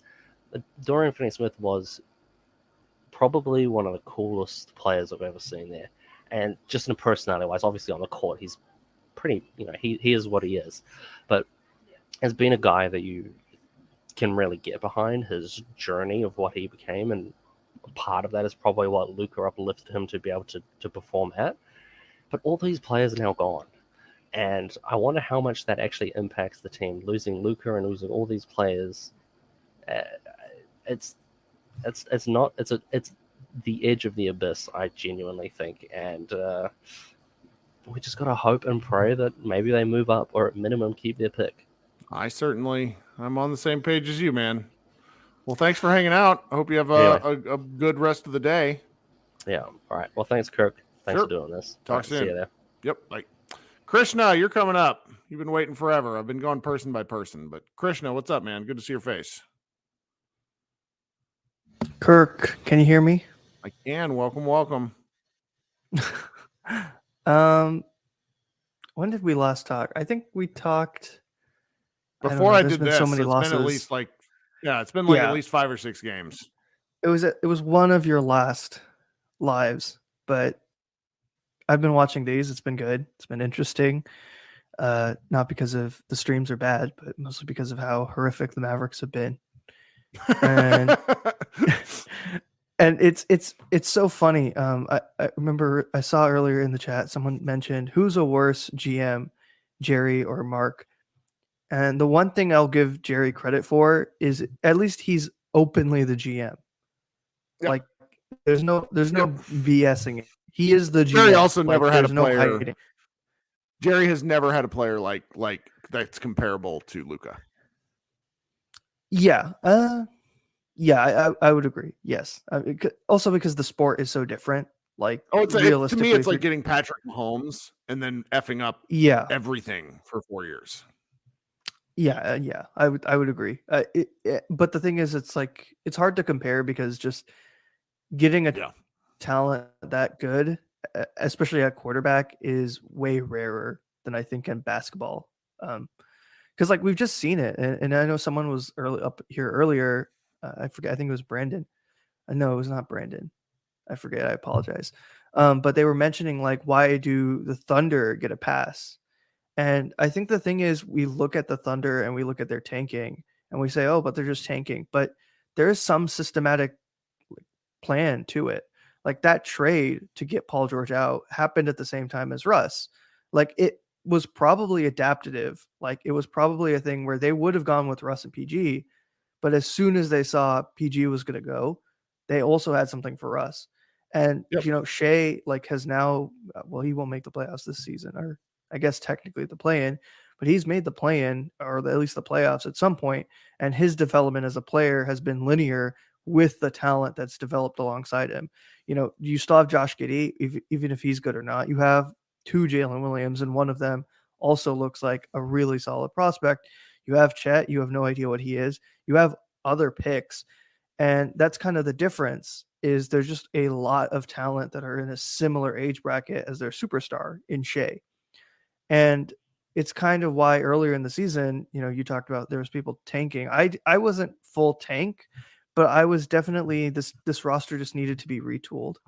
I like guys like Maxey and Dorian and Reggie, these veteran guys, but ultimately they're in a completely different age bracket from Luka, and it's so easy to forget that Luka is 24, and you have guys who are supposed to be the crux of this team who are in their late 20s and early 30s, which it's not a great sign at all. And when you lose the only other person who was in a similar age bracket to Luka that was even comparable to his level, it spells out problems just overall. And it's been something that I think is a little underrated with the Dirk era, is where that 2011 team, like Kidd was obviously a little bit of an outlier in terms of his age, but a lot of the guys who were really good on that team, Marion, Tyson Chandler was a bit younger, but Terry, they were all in a similar age range and had a similar level of experience,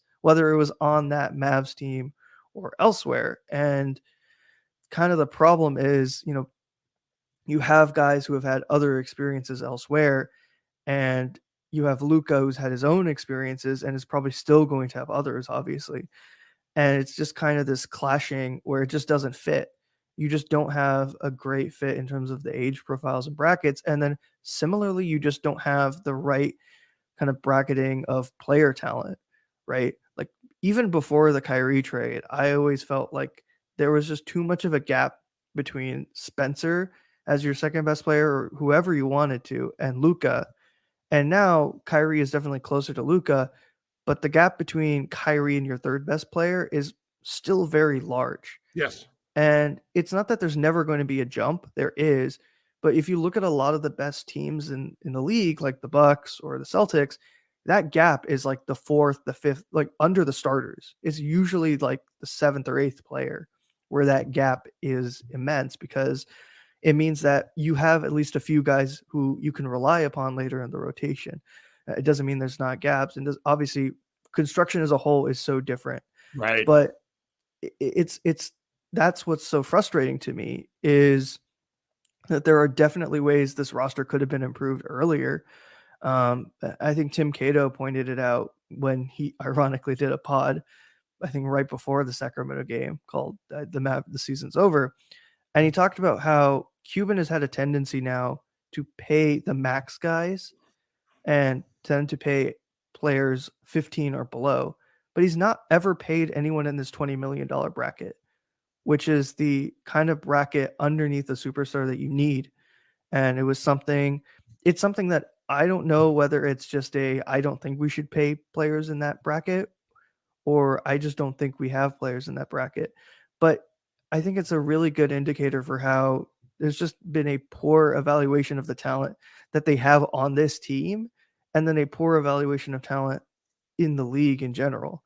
And I don't know how this changes, but it'll be interesting to change. And of course, like there's all the scenarios and stuff, but I think there's just been a lot of talk. And ultimately for me, I've been off of social media because I always put in my mind when I'm on social media is that it's a representation. It's not necessarily the whole, because I'm sure if you talk to a lot of Mavericks fans, like even people who go to games, like I think there's this idea that people who go to games are the like diehard fans, but really it's probably just some like person who found the tickets or Right. planned So to get I the would tickets. I would say like 30% of the fans on a given night are like diehards. Like the Yeah, upper like- guy. Yeah, it's hard to be a consistent Mavs fan.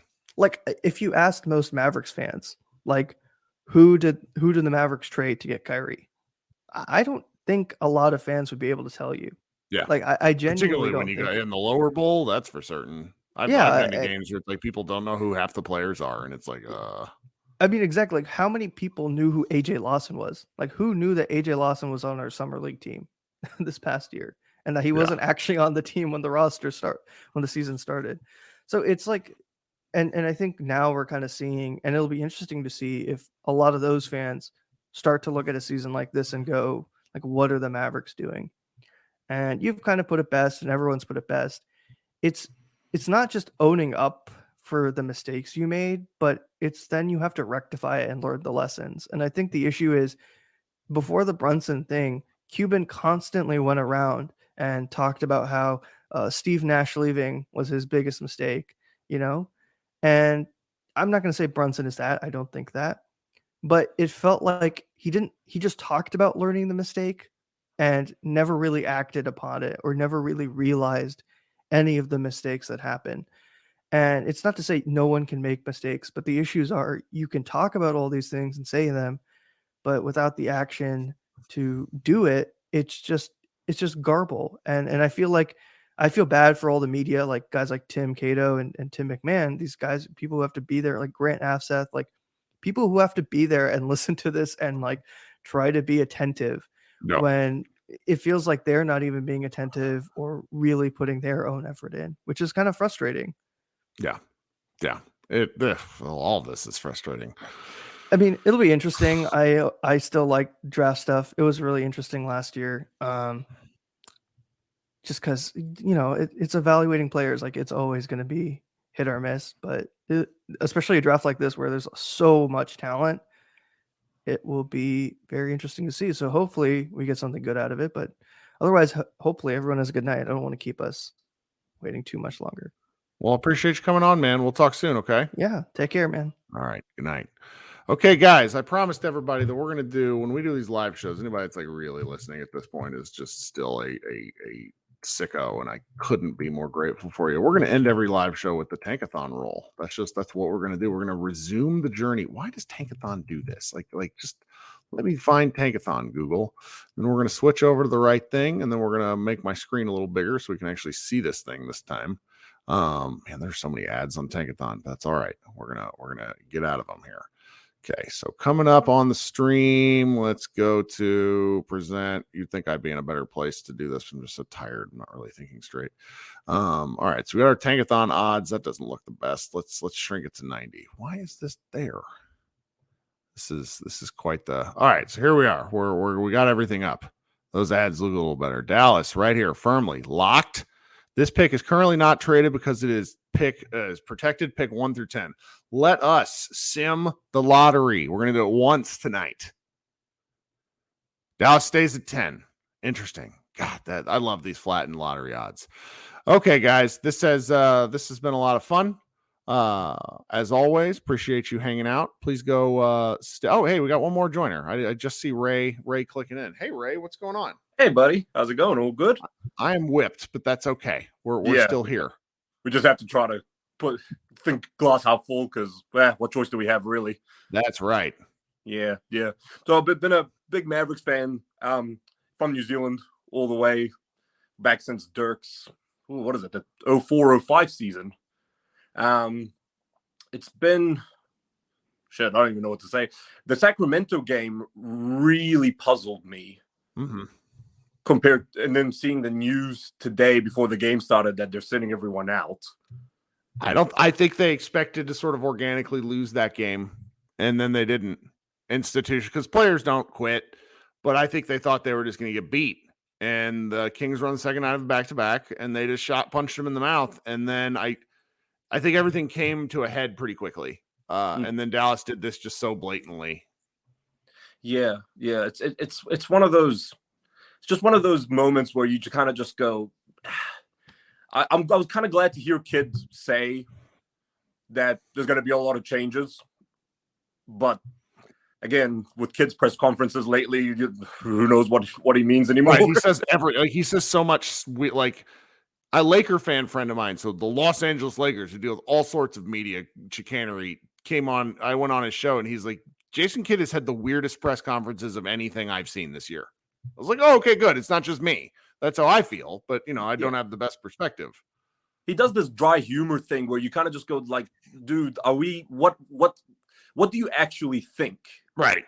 Yeah. Like at some point, it's not about, I get that, you want to keep things with the team behind locker rooms and closed doors and all that sort of stuff. But at some point, you got to make the fans feel like there's a direction. So so I mean, hopefully at the end of the day, we what is it, 80% odds now for that protected pick? Okay, so I had this pulled up. Let me go. One of the Mavs Moneyball staff writers, Matthew, explained this to me like I was 5. He says, okay, the difference between 10 has a 66% chance of staying in the top 10. The biggest difference is there's a 77.5% chance of 10. Oh, God. See, this I can't Matthew, who if he's listening to the pod tomorrow, even this doesn't even make sense when I'm reading it out. See, I don't want to learn statistics. I just want someone to. I think I may just go hide in a hole until May 16th, and then someone can tell me whether the Mavs keep it or not. Just a simple number, like, hey. Yeah. I'm glad they flattened the odds, but it's just like I'm stupid. Like someone explained it to me like I'm 5. yeah, no, I hear you. Well, look, at least that's the only saving grace we've got at this point. Right. I did some, mock simulation NBA 2K just to pretend I was a GM and see what it's like if Kyrie was to say see ya, or we told Kyrie to see ya. $25 million apparently in cap room. Like, I don't know how accurate that would be. That actually is what I've been told too by CBA Mavs who writes for Mavs Moneyball that's what the figure would be. Yeah, so 25 million, and you got what, 7 players that you need to sign to make a 15-man roster. You're not going to get. And who's our best free agent at this point? To get Fred VanVleet. That's it. And he is so outrageous. Toronto will probably try to keep him. They'll try to keep him anyways. Yeah. So, well, we'll just hopefully this draft pick turns into something, and we get some bigs, some rebounding, and see where it takes us. Yep. Well, thanks so much for joining us, Ray. No worries, man. All good. All right. Talk soon. Okay. All right. So I think we're gonna do Tankathon again. We're gonna do Tankathon again because Ray was the last guest. So we're gonna go back and we're gonna do Tankathon again. Let's go to the share screen. Let's click Sim Lot. Let's gonna reset. Okay, Mavericks here at 10th. Let's click it again. And the Mavericks stay at 10. Okay, so that's gonna be that. That's a pretty likely thing. Okay, of course, now Jonathan's joining us. This is just great podcasting for everyone involved. We're gonna make it a firm 2 hours because Jonathan's here. What's up, man? Can you hear me well? I can. Sounds like you're out and about though. Yeah, I'm at the gym right now. I just wanted to stop by and just talk a little. That's a pretty good flex. I'm at the gym and calling into a show. That's a good guy. So what's up? I just wanted to say I had a question. So basically, if the Bulls win and the Thunder win, or the Thunder and Bulls lose, and we win, are we tied for like the 10th pick? Let me Again? go see, because that is a very good question. At that point, so the Mavericks have a 1 game. If both of those teams were to lose and the Mavericks are to win, then it would be a 3-way tie, 39 and 43. And then I think it would be coin flips to determine positioning. So I think that's a good question. And I have like, if you go back to like game 1 of the season, this whole season can basically be told by the first game of the season versus the Suns. We go up big, we're winning, everyone's feeling happy, and then we blow another lead. And then full season, sub out, blown leads, fourth quarter collapses. Just, I don't know. The Mavs season is just, I'm glad that it's over now and we don't Very cursed. don't have to worry about trying to win against the Spurs, because I don't even know if we had to like beat the Spurs. Like, I don't know. The Spurs may do something crazy and beat us if we were trying to win, but it still baffles me that Theo Pinson was playing over AJ Lawson for like when we actually wanted to win games. That's true. Theo, like AJ was just such a burst of energy and athleticism. I think they might have been worried about his size. He's pretty skinny, but he played hard. I don't know. I mean, I'd rather see him versus Theo Pinson. Sure. I'm gonna be glad to see like Theo Pinson gone off this team. I will not miss him. Yeah, like he gave us a couple texts, you know. No. That's right. Biggest impact. But I think I'm like now at peace because I guess Kid's gonna be back. I'm 100% sure he's probably gonna be back, and you probably have at least like half the season to like right the ship if it's going downhill again. I don't see him lasting a full year, but you never know with Keaton. But yeah, just got to keep the 10th pick. If we keep the 10th pick, I'll be very happy. If we move up to top 4, that I don't even know what to do. I saw someone was saying like we should trade like the top 4 pick for like OG, and I'm like, I don't want to do that. Well, I suppose we get to have that debate if something fun like that occurs. Yeah, I'd like that.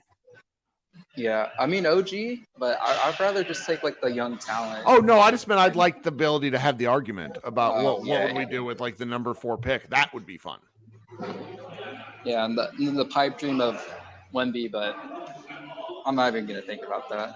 I think that's fair. It's not healthy. Hope is not healthy. Yeah, Mavs never moved up ever, so. Ever. Yeah. That's right. All right, man. Well, thanks for hanging out. Yeah, keep it at 2 hours. We got to get out of here. Everyone needs to sleep. That's right. Talk soon, man. All right, bye. Hey guys. Okay, we're gonna do now. Nobody else join. I'm just kidding. If anybody wants to talk, they can. But I'm gonna go back to Tankathon for one final time because this is the end. Those other 2 don't count. Okay, this is the end. Let's go to Tankathon. We're gonna reset it. Last but not least, click. And Mavericks stay at 10th. All right, there we are. That's what we're going to be doing. Guys, can't tell you how much I appreciate you. Please go hit that like button and go hit the subscribe button and the bell as well. Tell your friends, tell your colleagues, tell your enemies, because we want as many people in here as possible. Download and subscribe to the Pod Maverick podcast wherever you get your shows. Play this one again tomorrow so you can listen to it again because it's just filled with such a good time. I really appreciate you all, and we will talk soon. Go Mavericks!